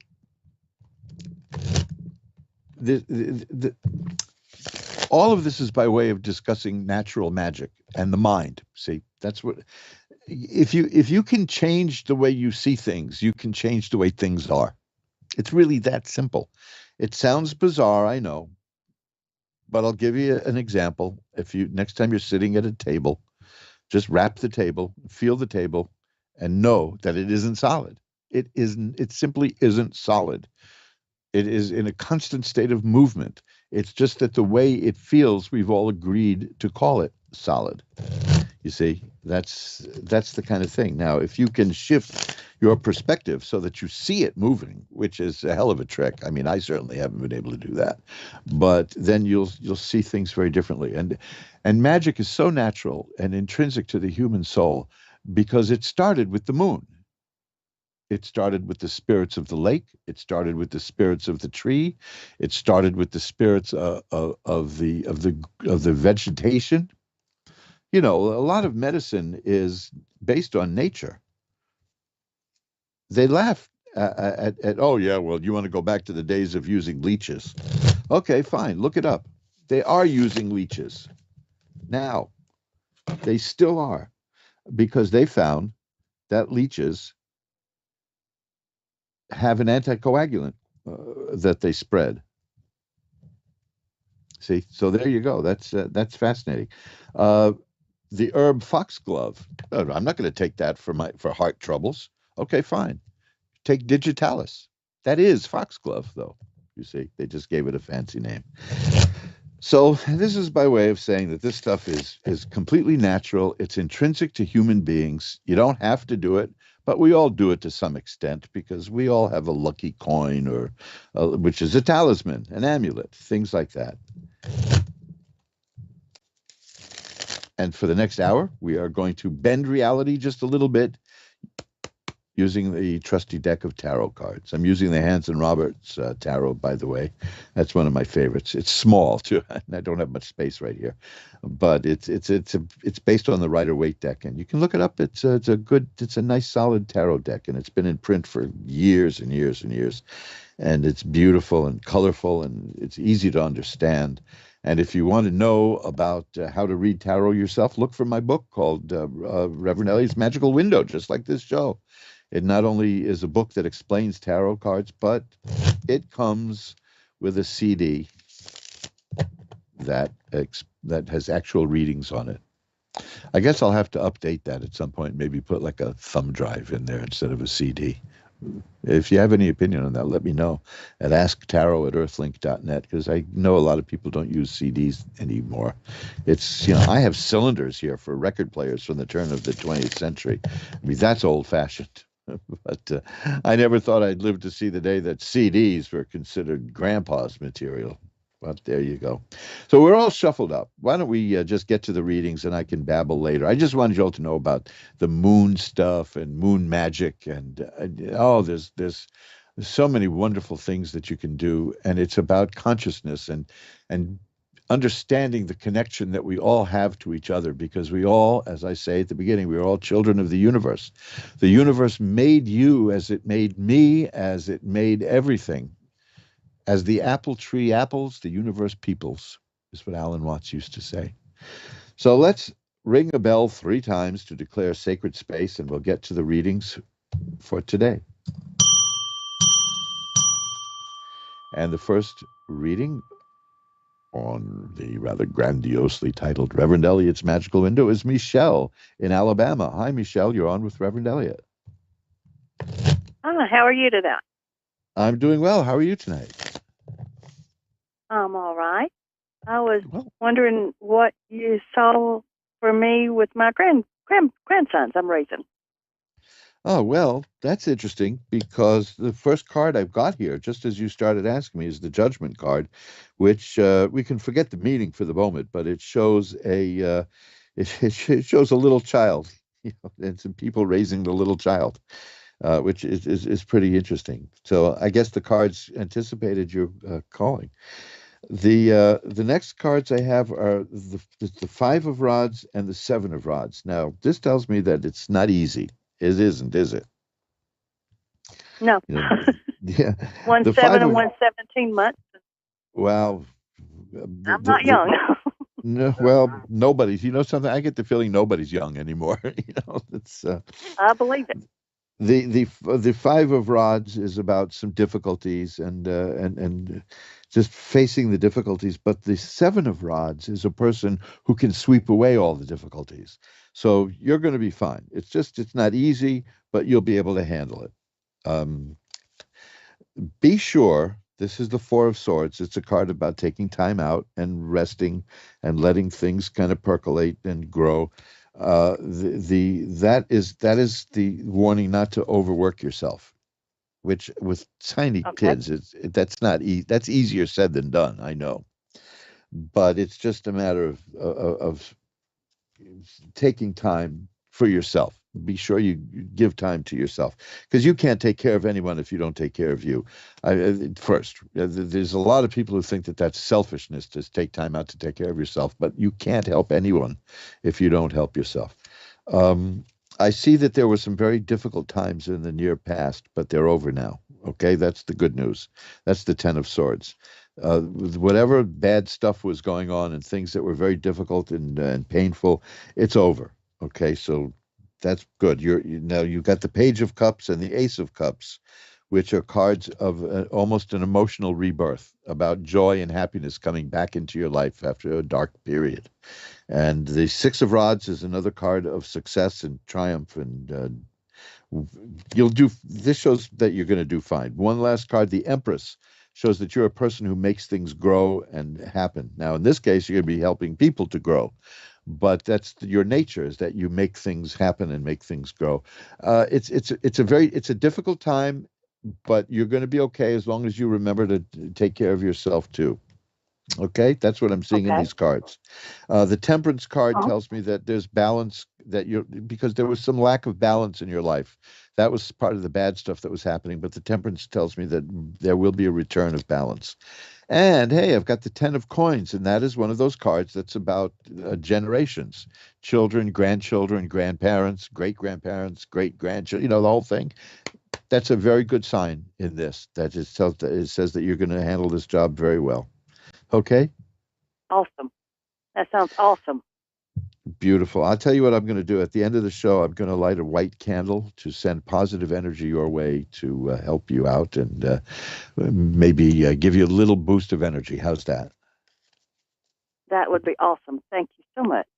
My pleasure. Thanks for calling. Bye-bye now. Thank you. Bye-bye. I'm going to shuffle up the cards. Listen, I don't know if you can hear it, but my nose is all clogged up here. It just happens when the air is dry. It sounds like I've got a cold probably, but I don't.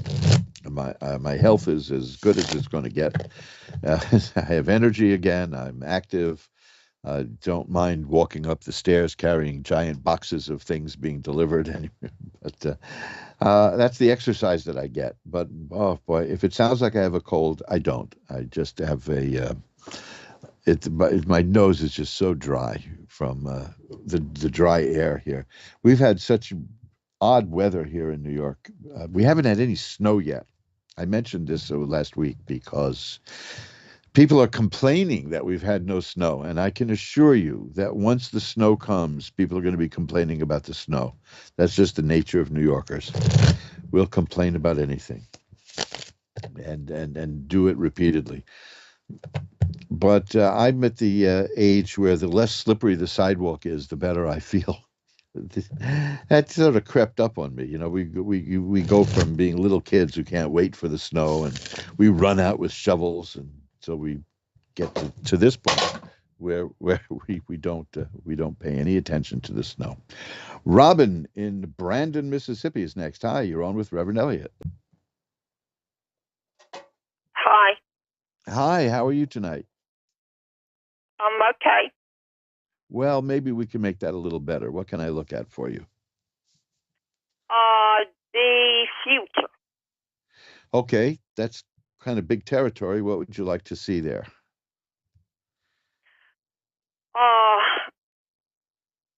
Romance and what's ahead of me. Okay, let's see what we can get in terms of romance. How's that? I will shuffle them up now and see what we've got. The shuffling the cards on a radio and a stream is not very interesting, I know, but it's got to be done. And like I keep threatening to do when I switch over to video, at least you can see me, and then there'll be a different layer of boredom as I shuffle the cards. But let's see. Then we'll cut the deck. And, oh, did you just recently have a relationship that ended? Yes. Okay, this is important because that's what this is about. There's a card called the Five of Cups, which is cups are about affairs of the heart and emotions and romance. And the Five of Cups is a partial loss. It means that something didn't work out and it's painful, and the person in the card's looking at 3 spilled cups, but there are 2 full cups behind her.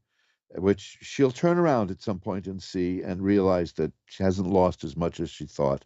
And there's no hurry. When the time comes, you'll see that it's not as bad as you thought, but it hurts right now. All The right. next card is Temperance, and that's good because when we get out of a relationship that didn't work out, there's so many things that it throws us off balance, to put in the short description. The Temperance card is about balance restored. So that's good. You're going to be fine in terms of this. In fact, the Six of Swords is here, and that is a card of a person whose mental attitude, we were talking about the mind before, gets you from where you are to where you want to be. You go from rough waters to calm waters, is what the picture shows here. So you're going to work your way through this, and you're going to be fine. The Six of Rods is here. I just had that for a previous person. That's a card that says that's great success and triumph. So you're going to be able to move ahead and do fine. The Nine of Coins is here. The Nine of Coins is a very interesting card in this respect. It's not about being alone. It's about a person who is okay if they should spend time alone. Some people think that means like you're going to be a hermit and be alone and not have anyone in your life. That's not what it means. It means that you're going to find you can find comfort. You don't need somebody to complete you. Let me put it that way. And when you get to that point, you have the Sun card, which is health and happiness and healing and growth. And after that, I have the Four of Rods, which indicates a happy relationship, a happy home, all kinds of good stuff. So what I'm seeing now is, yes, there will be romance and relationship and love in your future. Right now, you're kind of a little still shell-shocked from what happened in the last attempt.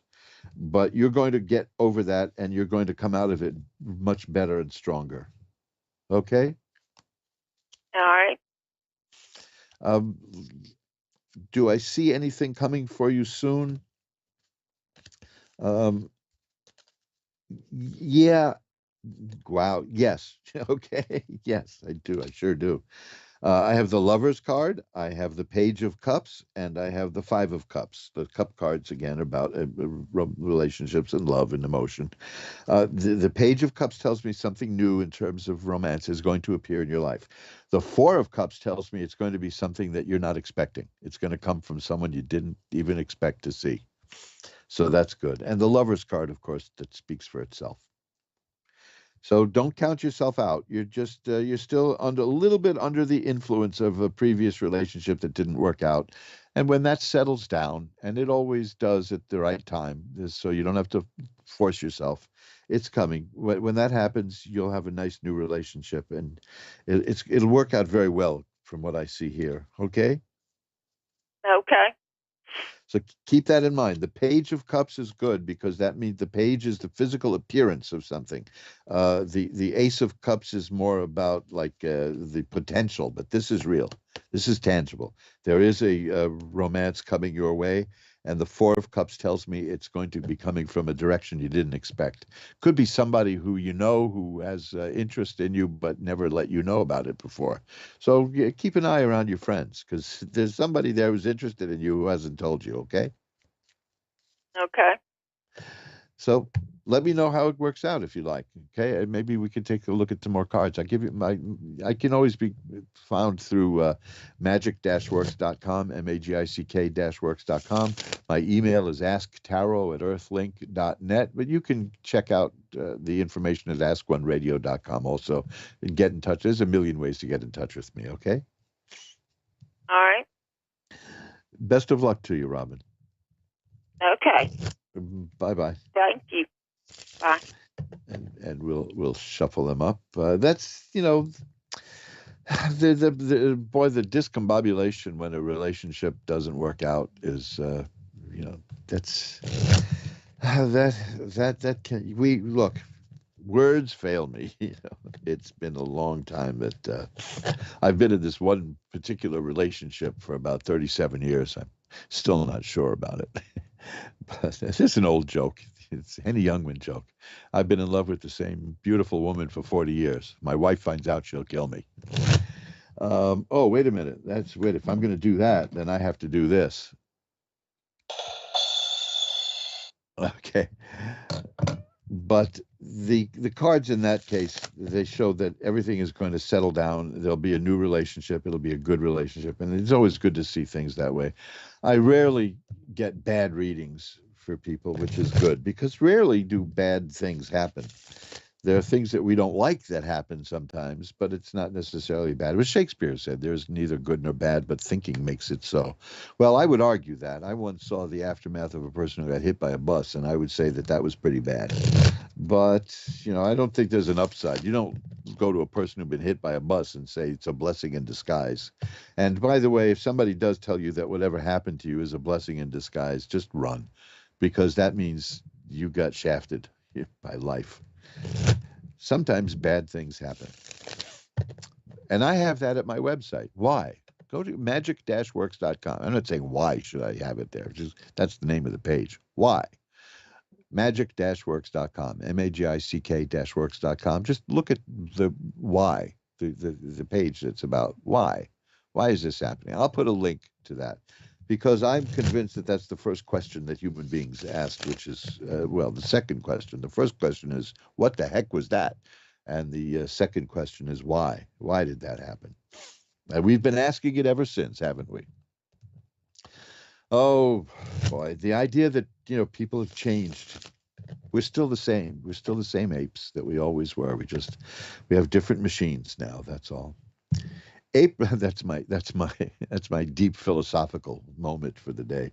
April in Brigham City, Utah is on next. Hi, April. You're on with Reverend Elliot. April, you with me? Have we lost April? No. Oh, there you are. Hi, April. Mm-hmm. Hello? Yeah. Yes, Are you with me, April? I'm here. Can you hear me? Oh, Yeah, can you yes. hear me? Yes, I can. How are you tonight? How are you doing tonight, April? I'm all right. Well, I'm doing okay. let's see if we can make that better. What would you like to look at?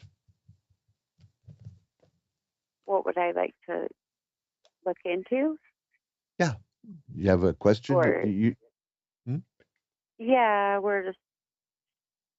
I just struggle with the loss of my child, and I was just wondering if there was anything out there for me for that. Oh, boy. Well, let me tell you. When you called, the first card I got was the Eight of Swords. I mean, before you even spoke to me, I had the card, the Eight of Swords, which is about a person who feels like tied up and lost and blindfolded and struggling. And let me tell you, I understand. There's words. Words are. This is why I like the cards, because they show what words can express. And yeah, you're in a very dark period of your life right now. There's no doubt about it. Mm-hmm. And the whole thing is about, is there a future for me? Is that, because does it feel that bleak for you? That what? Does it feel that dark for you? Do you want to know if there's a future for you? Because I'm seeing, yes, there is a future for you. Yeah, I mean, it's very dark, obviously. Yeah, it's just quite dark now. I also have the Four of Swords as a card here about, in many ways, you just need to be left alone by a lot of people. Do you get that feeling? Mm-hmm. Because I know that this is a period where a lot of people will try to help, and sometimes they mean well, but it doesn't work out, and that adds to the burden. Because these are sword cards, and there are two meanings to swords, and they're mental activity and struggle and strife. Obviously, because it's swords, The air aspect is where the mental stuff comes in. your cards here that I'm getting are overpoweringly sad cards. Let me put it that way. And yet I do see you working through this, and I do see you coming out the other end. You're never going to forget this. Let's face it. I mean, there's a justice card here too. It's almost as if there's something that you need to seek justice for something that's going on related to this. Is that true? Yeah. Okay. Well, I see that working out for you. But it'll take some time. But this whole dark thing here that I've got, it's just overpowering everything at the moment. I have 1, 2, 3, 4, 5, 6, 7 cards here that are all swords. This is not a good time at all for you. I'll put it that way. But I'm not seeing it as being permanent. You see that because you asked about the future. And yes, I see the Temperance card, which means balance is restored. I have the World, which is a card of success and joy and fulfillment. And I have Justice, which is a card of getting justice. I've also got the Fool card here, which is fascinating because the card of the Fool, it doesn't mean you're foolish.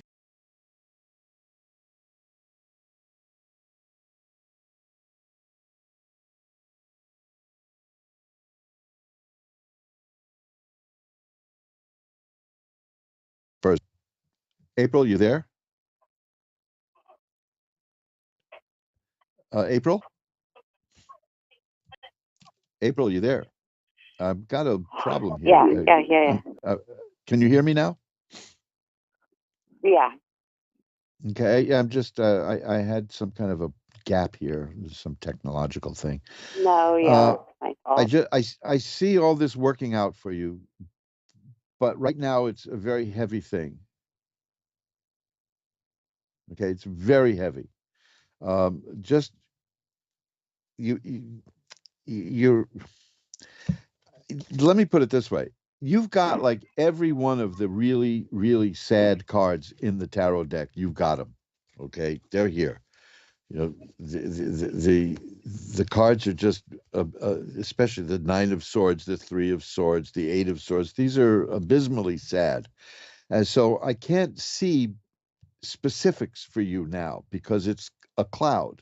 But I'm jumping ahead. I've got the Fool card, which shows you have divine protection. I have the Justice card, which shows that there will be justice in your case. I have the Temperance card, which shows that balance will be restored. And I have the World card, which shows that things will work out fine for you, although you'll always carry this tragedy. You know that, obviously. So just do what you can to get through this period, okay? And get whatever help you need. And keep in mind that there are people around you who want to help you. They just may not know how. And tell them, okay? Tell them what you want and what you need. And I have one last card for you, which is the Star. And that is a card of hope and optimism. So what I'm getting is that I can't see specifics because there's such a real miasma, a cloud of darkness around you at the moment. But it will go away. It'll take time, but it will go away. There is the question you asked about is there a future? Yeah, there is a future for you. Okay? Okay. I will like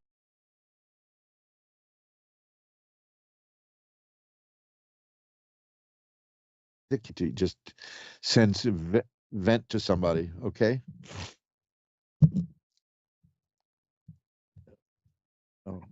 Oh. Still. So what I'm seeing is that there is a lot of darkness around you now, but it will pass. And I will light a white candle to send positive energy to help that negativity and darkness dissipate sooner, okay? And you can get in touch with me at any time through ask1radio.com. It's easy to reach me there, or magic-works.com, magic-works. Okay? So you take care. And if you need to, just send me a message anytime. Okay. Bye-bye now. And let's see. Joanne in Victoria, Texas is next. Hi, Joanne. You're on with Reverend Elliott. Oh, did we lose Joanne? Oh, boy. I'm sorry. I'm going through some kind of technical stuff here, which is kind of funny to me because I'm using ancient technology to pierce the veil, and we're using modern satellite computer technology and all kinds of everything. I wonder if a Chinese balloon got in the way. Is that possible? You never know, right? It's you never know. But I just want to remind everybody that you can drop me a line if you can't get through tonight, or if my connection is so shaky that you don't want to talk to me here now. I can be reached at asktarot@earthlink.net. asktarot@earthlink.net. And Joanne in Victoria, Texas is back. Hi, Joanne. You're on with Reverend Elliott. Hello. Hi, Joanne. How are you tonight? I'm okay. Good, good. What can I look at for you? I just wanted to know about my love situation and my finances.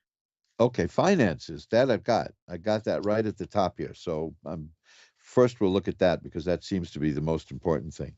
Yes. I have the Two of Coins. That's a person who's been juggling money. Who hasn't been these days, right? Yes. Trying to get things going. The next card is the Ace of Coins, and that's good. The aces are about new beginnings, and it just shows that you may have an income stream, a new stream of money coming in.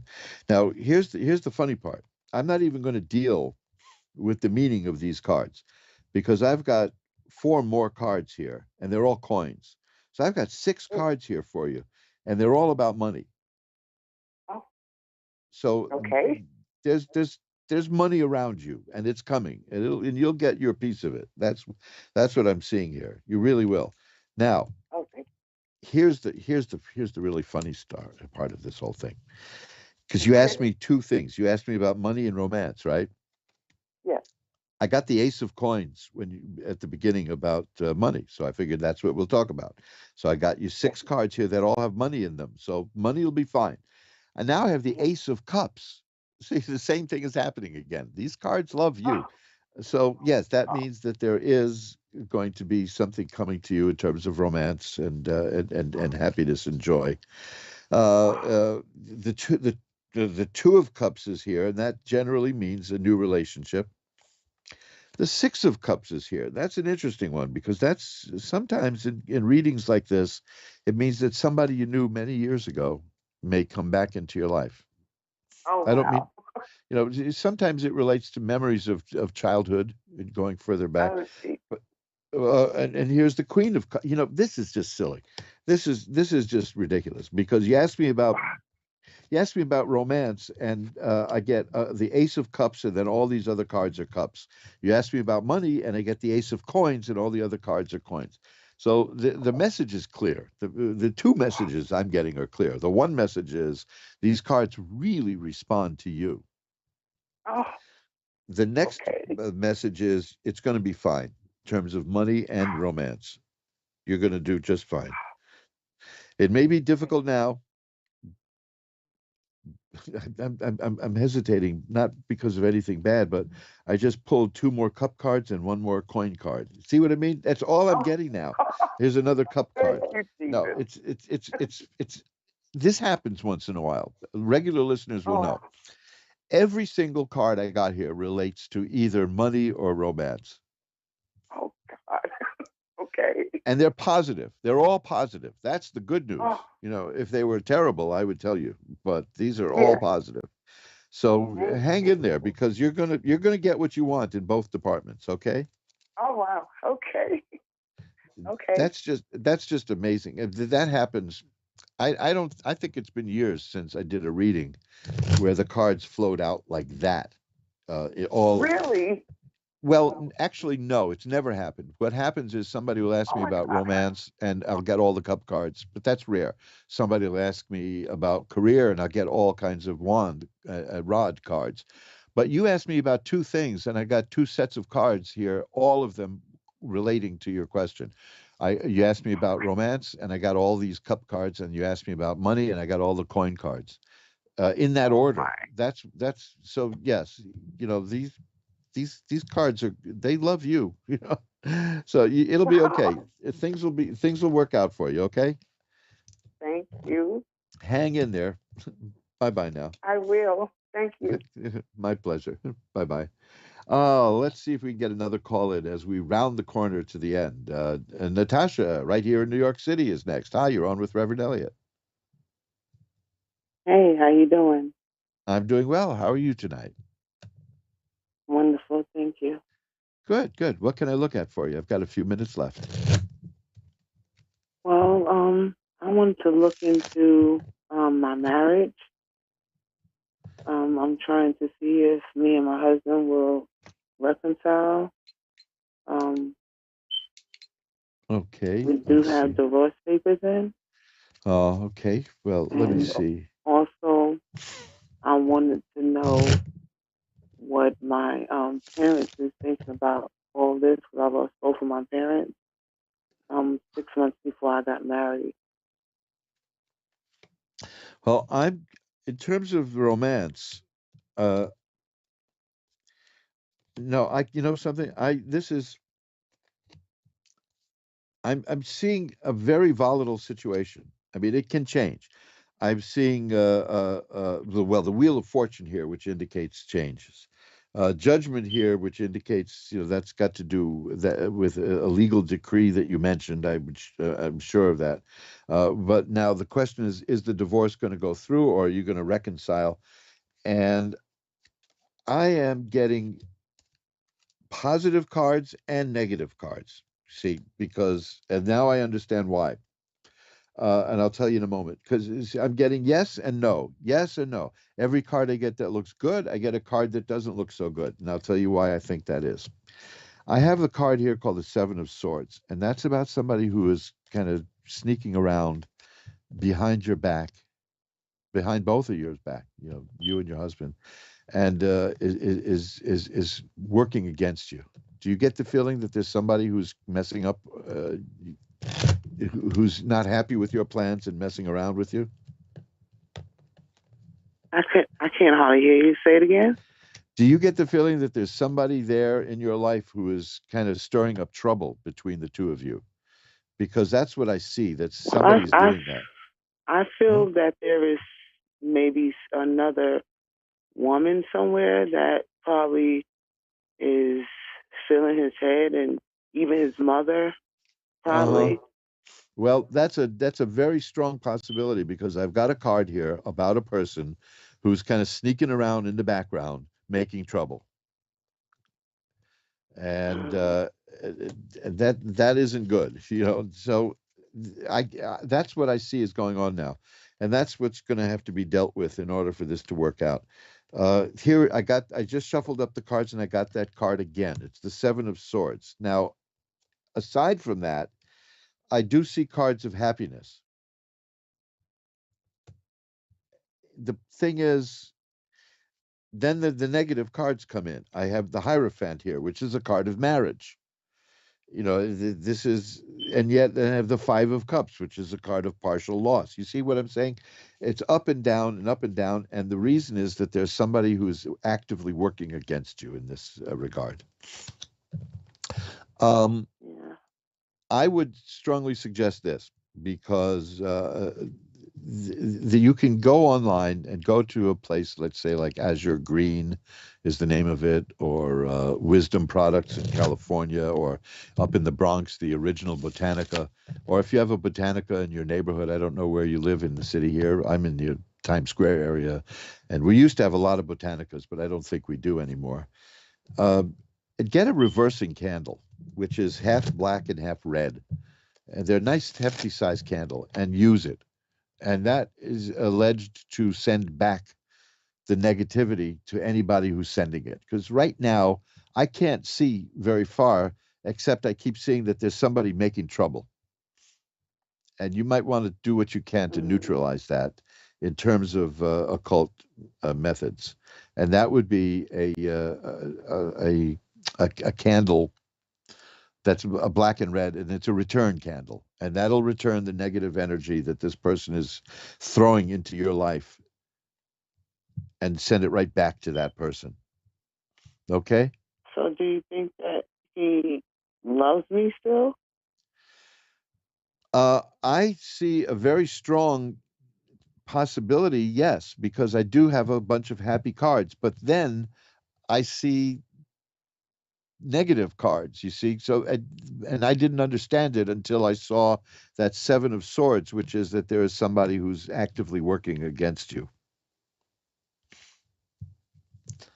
So this is just see what you can do with that return candle, okay? I will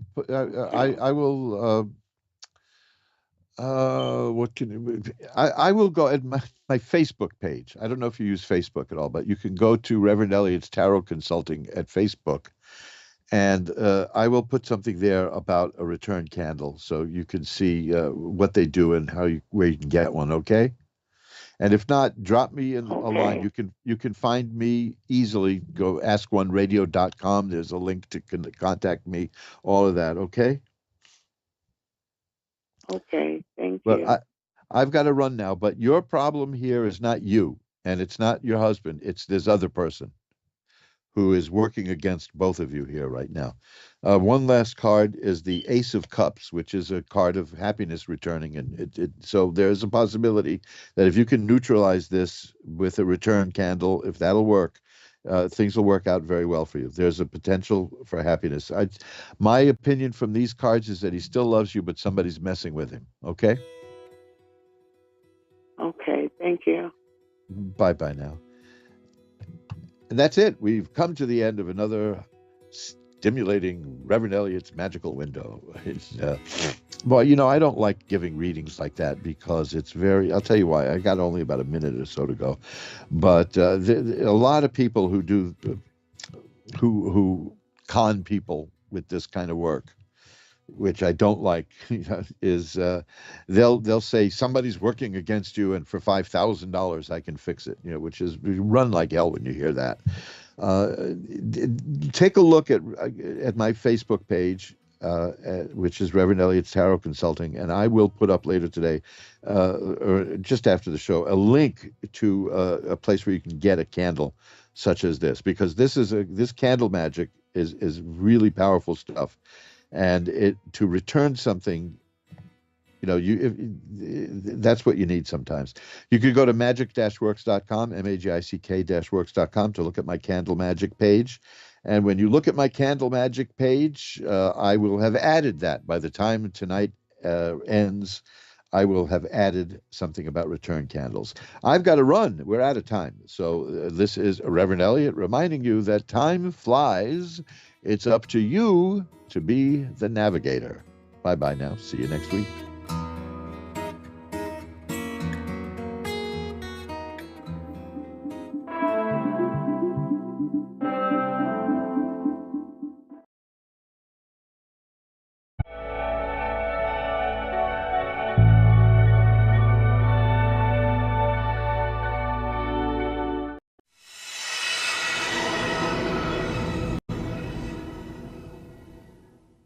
Okay, hello there, hi.